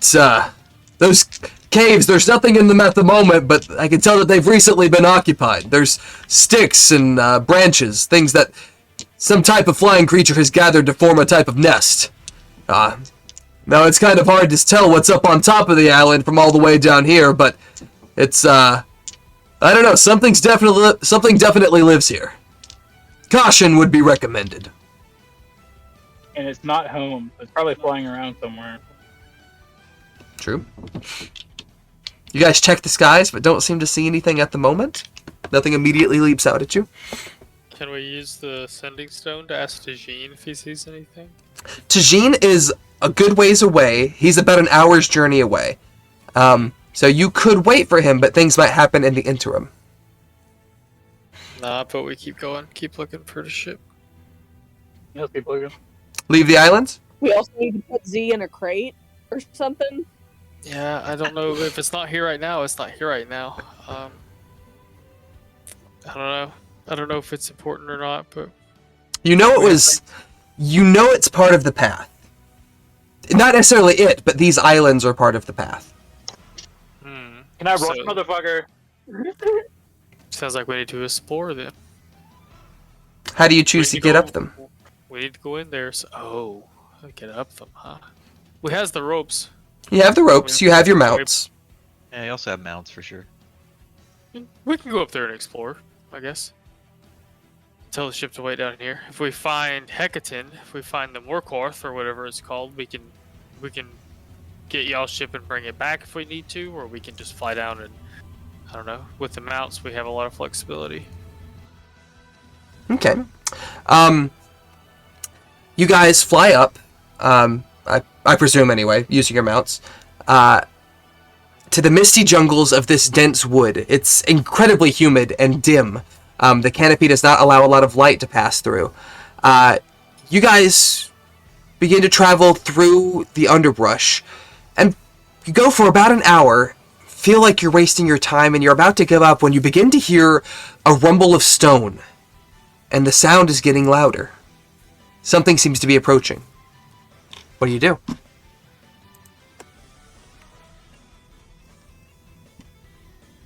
What do you do? Something is coming, you have moments to act! Coming from where again? Oh.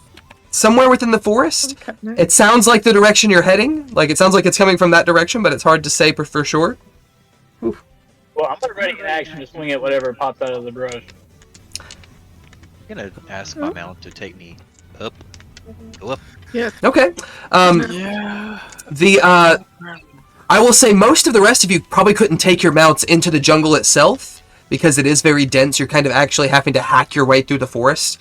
Z, on the other hand, carries him with him. Z, make a perception check for me. Jokes. Gosh. Oh. That's bad as it gets. You summon the spirit of the wind, and you rise up and promptly hit your head on a branch. Like, you go about 3 feet up and just get a very solid thunk. You Anybody else see this whirlwind? you see, everything looks like it's in a bit of a whirlwind for about a second. You do manage to get up a little more elevation though, and you see that the sounds of crashing trees. Something is growing louder, approaching, and you see that it's a large quadrupedal creature. It's forcing its way through the underbrush. It's immense, perhaps 10 or 12 feet tall, and maybe 20 feet long.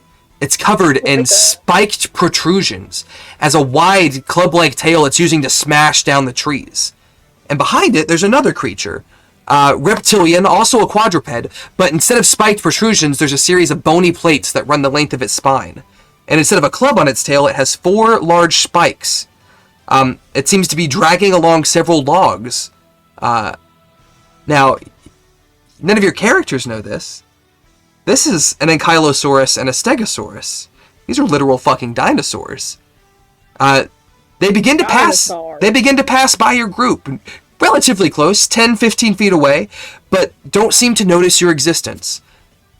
You guys take a moment to exhale a slight bit of relief, but as you turn, That crazy son of a bitch did it. Goldbrand, you see something ahead. 4 pairs of glowing yellow eyes watching you from the shadows. A pair moves closer, and a large bird-like creature emerges just a few yards away. Mouth filled with curved teeth. Leathery skin beneath plumage of various colors that doesn't seem quite flight-worthy. But each of the wing-like arms ends in 3 razor-sharp claws, as do each of the beast's toes. It's not large, only 4 or 5 feet tall, but it creeps forward with an unsettling precision. And a second pair of... Velociraptor, gross. It is a velociraptor. A second pair of eyes creeps forward, but it is not a taloned foot that emerges from the shadows, but rather a striking Uthgard woman. Or at least you think she's Uthgard.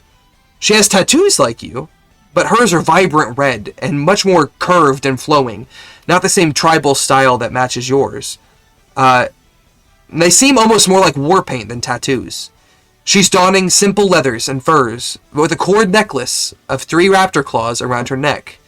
Red-orange hair frames an intrigued face that sets on you with those same piercing yellow eyes.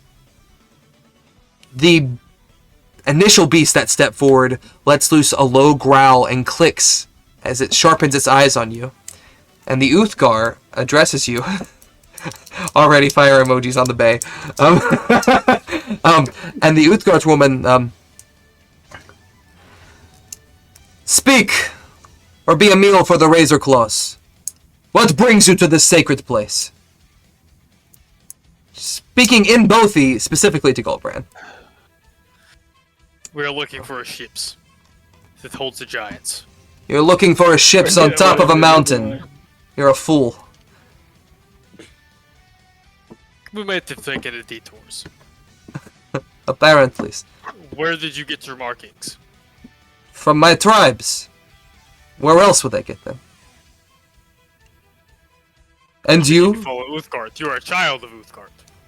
I am a daughter of Uthgar, of the Thunder Beast tribe. Why do These you... are Thunder Beast. He to the rap. She laughs and goes, no, the last Thunder Beast was slain long, long ago. These are similar such creatures that have long awaited our care. You say you come here seeking a ship. I have not seen another Uthgard in years. Oh, actually, let me roll a perception check for her real quick. 16. She focuses in on you, and she sees your tattoos, specifically your Starkeeper tattoos, and she points to them and says, "I see the stars and know them well, and I know these constellations. I am wise enough to recognize those who have seen the stars, the starlit path. Why do you come here, Starkeeper?" A Muth is being convened on the continent About this time, you hear another creature moving through the forest, a larger creature. The eggplant emoji on this bitch. Y'all are so basic. A larger creature emerges, about 12, 14 feet tall. It's not a T-Rex, and it might look like it initially. The arms are too long. The structure's a little different. It's a little too small. This is an Allosaurus, for you dinosaur nerds. It's bigger than a T-Rex. Is it bigger than a T-Rex? Apple. I know its CR is lower than the T-Rex according to D&D, but you know, But according to paleontology, it's bigger. accurate. Now this reptilian creature has two frills that run atop its head, and its head flicks to all of you before it looks at the woman and makes a low clicking sound of its own. The woman Clicking sounds back at it. the woman sort of gestures it down.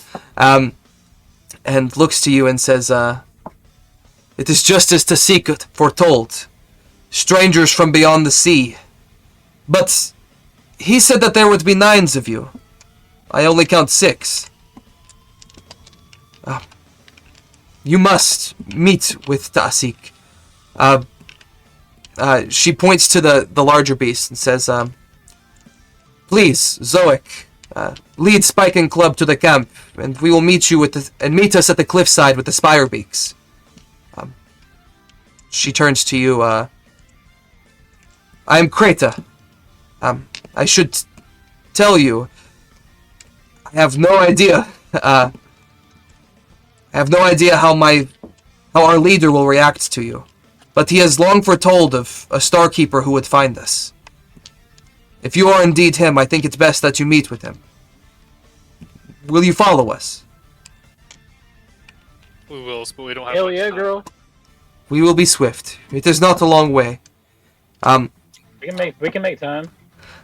Kreta leads you, flanked by these razor claws that seem to be keeping an eye on you. As you make your way through the dense undergrowth, Goldbrand, you likely spot a trail that she's following after some time. The gentle fading of moss and grass that marks where feet have fallen hundreds of times before. But most of you can't really find a pattern or direction to her movement. In fact, it seems as if she's weaving through the forest intentionally to throw you off of where you're headed. After about an hour of weaving through the humid jungle... If it's going to take that long, Goldbrand, because neither Sure. me nor him know the CR of these... Beasts? What are they called? Yeah, the beasts. Goldbrand Well, was she's- her wild shape into one. Well, the razor claws, as she called them, which the Allosaurus looks larger. You've also seen the Ankylosaurus and the Stegosaurus. Which one are you trying to? The Velociraptors. Velociraptors. I think you can.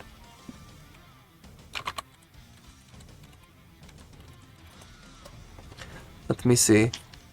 Goldbrand would just spend like You certainly 30 can. to 45 minutes of this walk as a Velociraptor. From the perspective of a druid, he's like, I've never seen this animal before. What is it like to be this animal? So he's just gonna It's spend you. a little bit of time. It's very unusual for you because you shrink, and typically when you go into a wild shape, well, there are times you've only used it like twice, and I think you've used the bear both times. You usually are going into something bigger. It's unusual to go into something smaller that still feels deadly. It's almost like a wolf.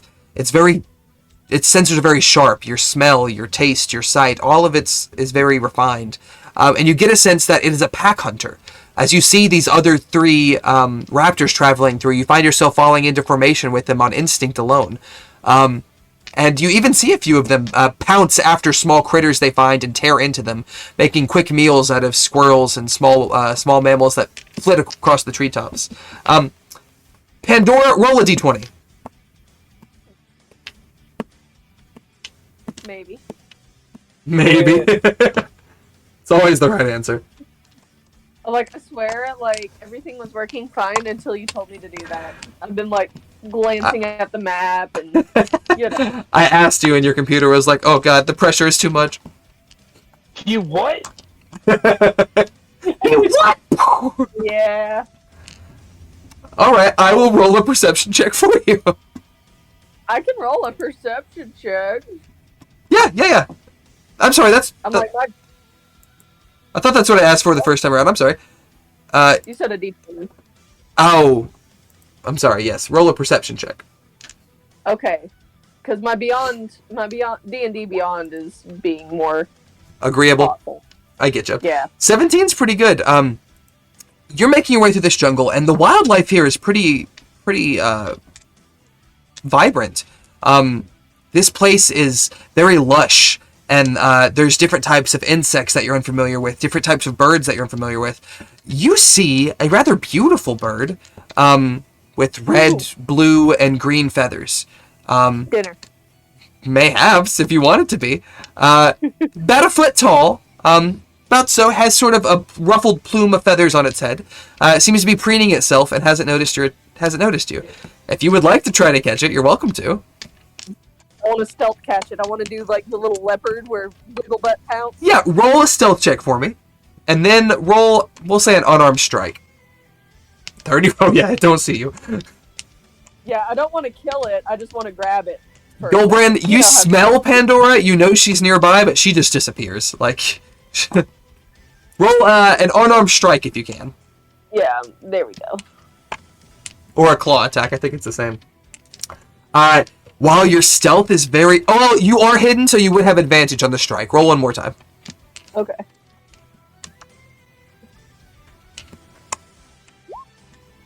Nat 20. Excellent. You leap... you disappear into the underbrush, make your way up a tree behind the creature, and you lunge from that tree and grasp it firmly with both hands to where the wings are pinned down. The bird immediately begins squawking and panicking. What the fuck? Ron, let go. Ron, please let me go. And just seems to be panicking, but speaking common. Seems to be a small macaw. If you would like, you could kill it and eat it, or you could try to tame it if you want to try to roll a couple of animal handling checks. Ooh, I mean, I am a pirate, you know. Captain needs a parrot. You need a talking parrot. Basically. Druid, give it some good berries, okay? Come on. But I'd say, I told him at the start of the campaign, if you want an animal handling check, feed that fucking animal. It's free advantage. I'm like, I don't have good animal handling, but can I shake it to intimidate it instead? You're gonna kill this parrot! If we have 10 minutes, Goldbrand can speak with animals and attempt to speak with it. I'll say you can try to do an intimidation check, but if you roll under a certain threshold, you might kill the bird. Oh, no, I hope I don't. Okay, it's a 6. That's not bad, okay. I was like, if she gets a 12 or under. A 17, you like stun the bird, it stops squawking. It seems a little dazed. And now I'm gonna hold it like a baby and groom it and pet it. It's my little baby. You take a spare bit of ribbon that you have and like tie its wings to where it can't fly away, and like tend to groom it, and the bird seems terrified, but other than that, seems good. Krata continues to lead you guys through the islands until suddenly you're on the cliffside, and it stretches down for 100 feet or so. You cannot see the 9 lives from here. You do, however, off in the distance, see another island, perhaps a mile or so away, though it's difficult to say for sure without knowing the size. It seems much like this one, jagged cliffs for 100 feet or so, and topped with the same dense jungle. Krata points to it and says, "That is Ortiza, and so there awaits Ta'asik." You hear the heavy beat of large wings as another creature emerges. Bloop. And Goldbrand, this looks immediately familiar to you. An almost dragon-like creature. Long neck that turns into a very sharp beak. A wingspan of at least 30 feet. And as they come up from the cliffside, they still tower over you. 18 feet tall, easily. It's almost as if a giraffe were standing before you, if it were not for this incredibly long, sharp beak that reaches down fairly close to your faces. And on the back of one of these creatures is another Utgard, wearing predominantly armor made out of bone. fangs and talons. You see that red hair spills from the back of his skull helmet, and several red feathers resembling the ones of the smaller reptiles, the razor claws, seem to decorate his headpiece. He sneers at you all as he levels his gaze with Kreta, and he says, "Are you sure about this, Kratos?" To which she replies, "To be honest, I don't know, Zoic. But if this is the one Ta'asik said will come, we should bring him to her." And she mounts one of the spire beaks, as she calls it, looks to you, Goldbrand, and says, "Hold on tight, bear. Spire beaks don't normally haul such bulky cargo." You called him fat? Indeed, she is. He is thick as fuck. I'll keep that in mind. I forget what it was. I think when you found out your stole was stained, before you knew what it was, you stripped down and talked about how Goldbrand got cake. Goldbrand got cake! He's a bulky dude! The spire beaks almost clumsily, like, fly up a bit and grab onto you with these very, very thick talons. Lifts you guys up and begins to dive off of the cliffside. Surprisingly dexterous in doing this, you fall a few dozen feet before the creature's enormous wings extend fully and swell with the updraft of the sea. You fly above the choppy surf and see the rushing waters beneath you. They begin to pick up altitude, riding the updrafts in slight circles. And you catch a glimpse of something in the water. Anyone who wants to can make a perception check. Ooh, I like trying to perceive things. Indeed. God. That's not a good set of rolls. To any of y'all, I don't think anyone gets it. Goldbrands, you're closest. It's almost as if there's an island down there that's moving. Maybe a trick of the tides, but there's something dark that seems just under the water. Maybe an unusual outcropping of rock. But you continue on. Thankfully, the trip is not long. Each of you is likely a little uncomfortable with the ride, and the weight of all of you means that the spire beak has to grip you very tightly, so it's kind of constricting on your torso. But you all survive. The spire beaks breach above the island's cliffs and begin to glide over the thick, humid jungle canopy that is draped with a steamy haze. You continue to gain altitude as the island's elevation increases, and you see the peak of the island is fast approaching, but as you reach it, you're surprised that it's not a peak at all, but rather a large, perfectly circular rim of peaks that form a bowl that nestles within it this hidden valley of dense ferns, trees, and vines. A great lake is set within the valley, and clouds of steam are just rising off it, creating the thick, humid haze that clings to this place. And the humidity and the heat are incredibly intense. Droplets of water begin to form on your armor and skin, and it's actually a little difficult to breathe. Z, you in particular recognize this from growing up within the Craigs. You remember seeing a similar such valley while walking the peaks with your father. And you hear his voice coming back to you as this memory returns to you. You hear him, "Oh, you see that, ZZ? That great sunken valley that looks as if a bowl was planted within the earth? That's called a caldera. It's what's left of volcanoes whose fires died out long ago.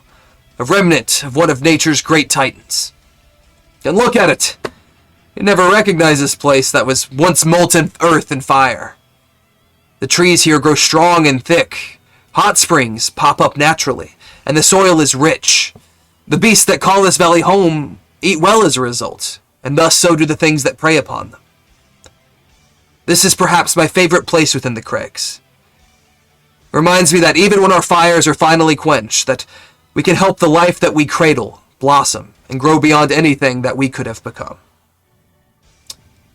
The Spirebeaks begin their descent and land at a clearing by the lake, placing you somewhat clumsily before they land on all fours. Kreta and Zoic dismount from the Spirebeaks, and the creatures take flight once more and head off toward the cliffs. And now that you're here, and you're not moving, you see that there's quite a few of these reptilian creatures. Most of them grazing lazily in the lush foliage that seems to be plentiful here. And you realize that this lake of water isn't steaming from just the heat, but it's bubbling. It is roiling with a steady boil. And the haze is coming off in such thick clouds that you can't even really see the other side of this. Kreta approaches the water's edge and calls out through the steam. Ta'asik! Strangers have found their way onto our isles, led by a Starkeeper as you foretold. If they are the ones we have awaited for, then tell us so that we may rejoice. If they are pretenders, then may your judgment be swift. Several seconds pass. Goldbrand snorts. Nothing seems to happen at first. You guys hear something enter the water. A few more moments pass. And a horn begins to emerge. A horn begins to emerge. After a moment, a second, slightly smaller horn appears that seems to have been broken off at the tip. These horns rest atop a broad, bony plate, scratched and deeply indented. It rises several feet into the air before two more horns emerge from the lake, and a pair of small, beady red eyes fix on you as a fifth and final horn emerges on the nose of this enormous creature. Perhaps the head of which is perhaps 10 feet big by itself, not to mention the battle-scarred body that it pulls from the bubbling lake behind it. The beast looks ancient, weathered by age and by battle, and it glares at you with surprising intelligence as it gives your party a long look before fixing its gaze on Goldbrand. The beast shakes its enormous head, sending scalding water peppering across all of you, before the bony plate begins to recede within its neck. Its rough scales shift to tanned flesh. The tail recedes and the creature rises to two legs to stand upright as a man with dark dreadlocks that join in dark locks of his beard. He's wearing a horned helm that seems to be of a similar style of the creature he just was taking the shape of. And he seems to be wearing plates of armor made from massive bones from these creatures. He is human, you're pretty sure. But there is something about him that looks off. He doesn't look quite human.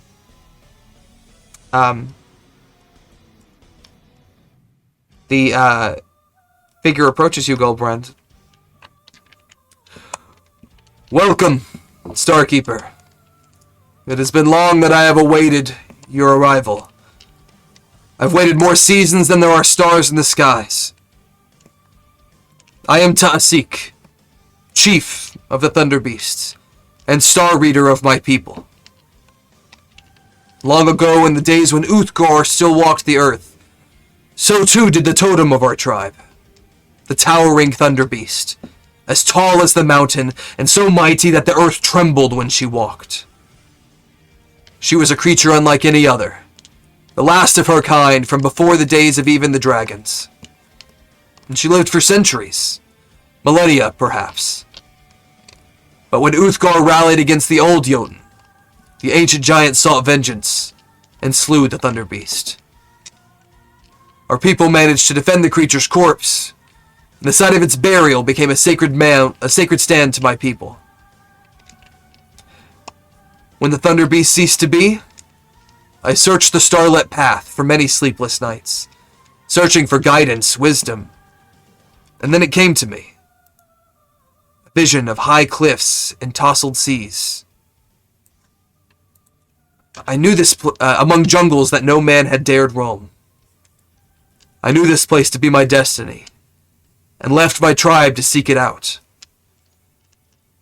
I wandered for 100 seasons, harnessing my powers to shapeshift, to search by sea and air. And when I finally found this verdant refuge, I discovered many such creatures as the Thunder Beast. None as immense in size, but each is the same kin. I nurtured them, protected them from discovery so that others would not wipe them off the earth as they had the Thunder Beast. I learned much from the creatures. How to fight, how to hunt, how to soar the skies and delve to the depths that I had thought unattainable. I grew in spirit and wisdom. And over time I was able to not only shape myself into the creatures, but even transfigure them. I became so attuned with this place that I ceased to age, outliving these great beasts that live centuries. and I was content to be the caretaker for these creatures. But several years ago, the stars gave me a new vision. Our stand was raided by children in the cities and took the bones of our most sacred totem. I saw visions of myself bringing my people to this place, teaching them to live with the beast as I have, ensuring the survival of our tribe. I saw myself meeting with 9 Lords of Night. One who reads the stars, one who rises with the sun, one who dances by the moon. One is fearsome as a panther, one is fearless as a dragon, and one branded by darkness. One with fire in his soul, one with a chill in his heart, and one with a mind unbound. I was anticipating 9 individuals to find this place, and I see now only a fraction of that. Well, we do have to leave some people behind to run a fucking kingdoms. But yes. If you We- flip 6 upside down, that's 9. We are the lords of some of the Lords of Nightstones. It sounds like we don't actually have to convince you to come back with us this time. He shakes his head, goes, "Oh no, I know why you have come. I know that a moot is to be held, that will unite all the tribes as one. I need not know what foe we face, just that we face it with all of Uthgar's fury. So I ask you, Working on it. where is the battlefield to be?" Do you have a way off these rocks? Uh, Can you fly? Can they make it to the continent? he nods his head. "We can return to our ancestral homeland. And you would know geographically where you want him to go is on the southwest edge of the high forest." That's probably what he would tell him then. He'd give him the best directions he could to Sycumber. Yeah. See, just south of the Star Mounts. South of the Star Mounts, at the point where the rivers meet, you give him good enough directions to where you feel he could get there. He turns his attention to Z, actually, and goes, he actually takes a glimpse at your hair.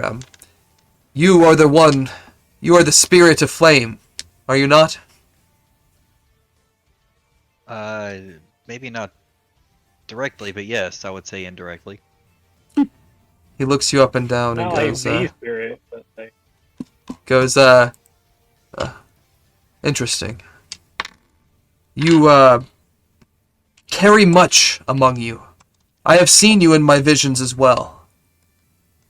Within the center of this lake, there is an island where I tend to do most of my meditation. I have seen you at that place. I would believe it in your benefit for you to make a pilgrimage.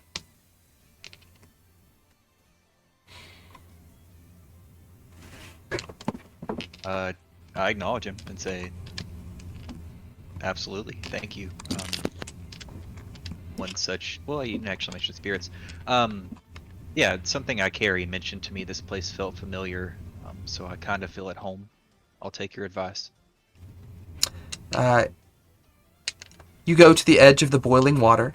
You can't see the island from where you are. The haze of the steam is a little too much. How do you choose to get there? How far away is it? A brief swim. For him. I don't know that I want to swim. Can I just like You take do my it? mount, sort of You- scoot over there? Yeah, you can do that. You also have your ring of water walking, so you could walk there if you so choose. Oh, I may actually do that just for dramatic effect. But like, I'm not gonna dip in here, and instead I'll activate that and just sort of walk across. You, I like to think you do the, like, cartoon thing, you dip a toe in, and it is hot. I mean, you have fire resistance, and it is still pretty fucking hot. It's scalding. You activate your ring, and walk off into the mist, and, the rest of you, Ta'asik watches him goes, "Oh, well, that is pretty fucking cool, so I can't do that. I can do a lot of fucking cool things, but I can't walk on water." And So you walk for a few moments, doesn't take you long, until you come to a jagged outcropping of stone within the center of this boiling lake. What do you do? I'm gonna do exactly what he said. I'm gonna sit down, start to sort of meditate, take in my surroundings, look within, look without. Roll a Just see what comes. roll a perception check for me. We'll say with advantage. 14's not bad. You take a moment, and it's a little distracting at first. It is very hot here, for one. The bubbling of the water, the high winds that travel overhead, you can hear distantly churn. And there's something about this place that all the elements here are so interconnected. With enough heat, this water becomes air, and the earth becomes molten. The very building blocks of air itself are the components of water. You start to realize that here, where jagged cliffs meet ceaseless waves, where deep magma vents roil the waters, where the earth itself rests hundreds of feet in the air, that the separation of the elements is not as divisive as you've previously thought it as. You meditate. You feel the spirit of the wind on your breath. You faintly hear the voice of the ocean in your ears. The heart of stone on your chest pulsates with that steady bum, bum, bum, bum. And the ever-present crackle and warmth that is the collective consciousness of your tribe, sharing your vessel, the Cinder Soul, as Seiko had called it. Each of them feels like a part of you, a shard of the whole, as much of you as your flesh and blood is. You take, roll an Arcana check for me. Also with advantage. Never mind, nat 20. With a nat 20, in fact, you have, when you first set out on this journey, having sort of an elementary understanding of fire magic, harnessing the other elements was a priority to you. You wanted to know that your magic was not exclusive to fire and destruction, but was versatile. And you realize something else. While you have found a soul of fire, the voice of the ocean, the heart of stone, the spirit of the wind, these are not all... They're all alike because they're elemental. They're also all alike in the respect that they're undead. They are shades of what they used to be. And something about that you feel almost a kinship to. You respect that sensation, or that, you have an understanding of being that lost spirit in a much different way. But you too were lost from your people. You were separated from the people that you had known all your life in a way that feels as if these things have been drawn to you because of that. You spend about 2 hours out here, and you realize that all of the elements are interchangeable in a way. You learn a new feat, Elemental Mastery. You learn 4 or 5 spells from that. It's going to say they're at will, but that's because D&D Beyond is stupid. You have to use spell slots for them. But you also unlock a unique ability in that when you cast a spell that is fire, water, earth, or air based, you can change the element of damage you want to do. If you want to send off a fireball that erupts in ice, you can do that. If you want to do a gust of wind that's really a plume of flame, you can do that. You can change the damage types, and quite possibly the reactions of those elements on their targets. Sort of like if you were to use Watery Spear with fire, you might still grapple them, but there might be different effects that come in with that. It's going to be a fun little way to customize some of your spellcasting in the future. It's gonna get not confusing, but I think it'll be a really good time. No, yeah, I'm excited. It'll allow a lot of room for creativity.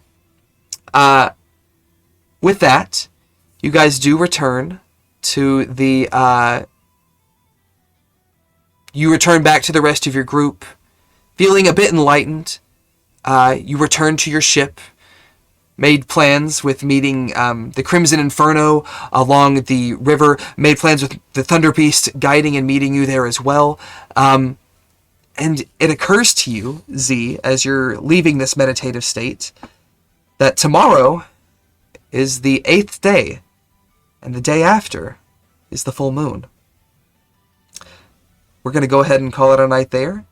But when we pick back up next week, that will be at the forefront of our attention. Ooh. So think on that, my dude. Thank you all very much for joining us. I know that was a lot of exposition, but a lot of cool shit to see in your sea adventures. I hope y'all enjoyed it. Dinosaurs and dragon turtles and sirens, oh my. All of you have a very, very, very Merry Christmas. I hope each of you gets some critical loot and has a wonderful time. Enjoy your Heroes Feast. Take care of yourselves. Don't forget to love one another. And is it time for D&D yet? Ugh. I love you, my dudes. Be good, and we'll catch you Love you later. guys. Merry Christmas. Wow.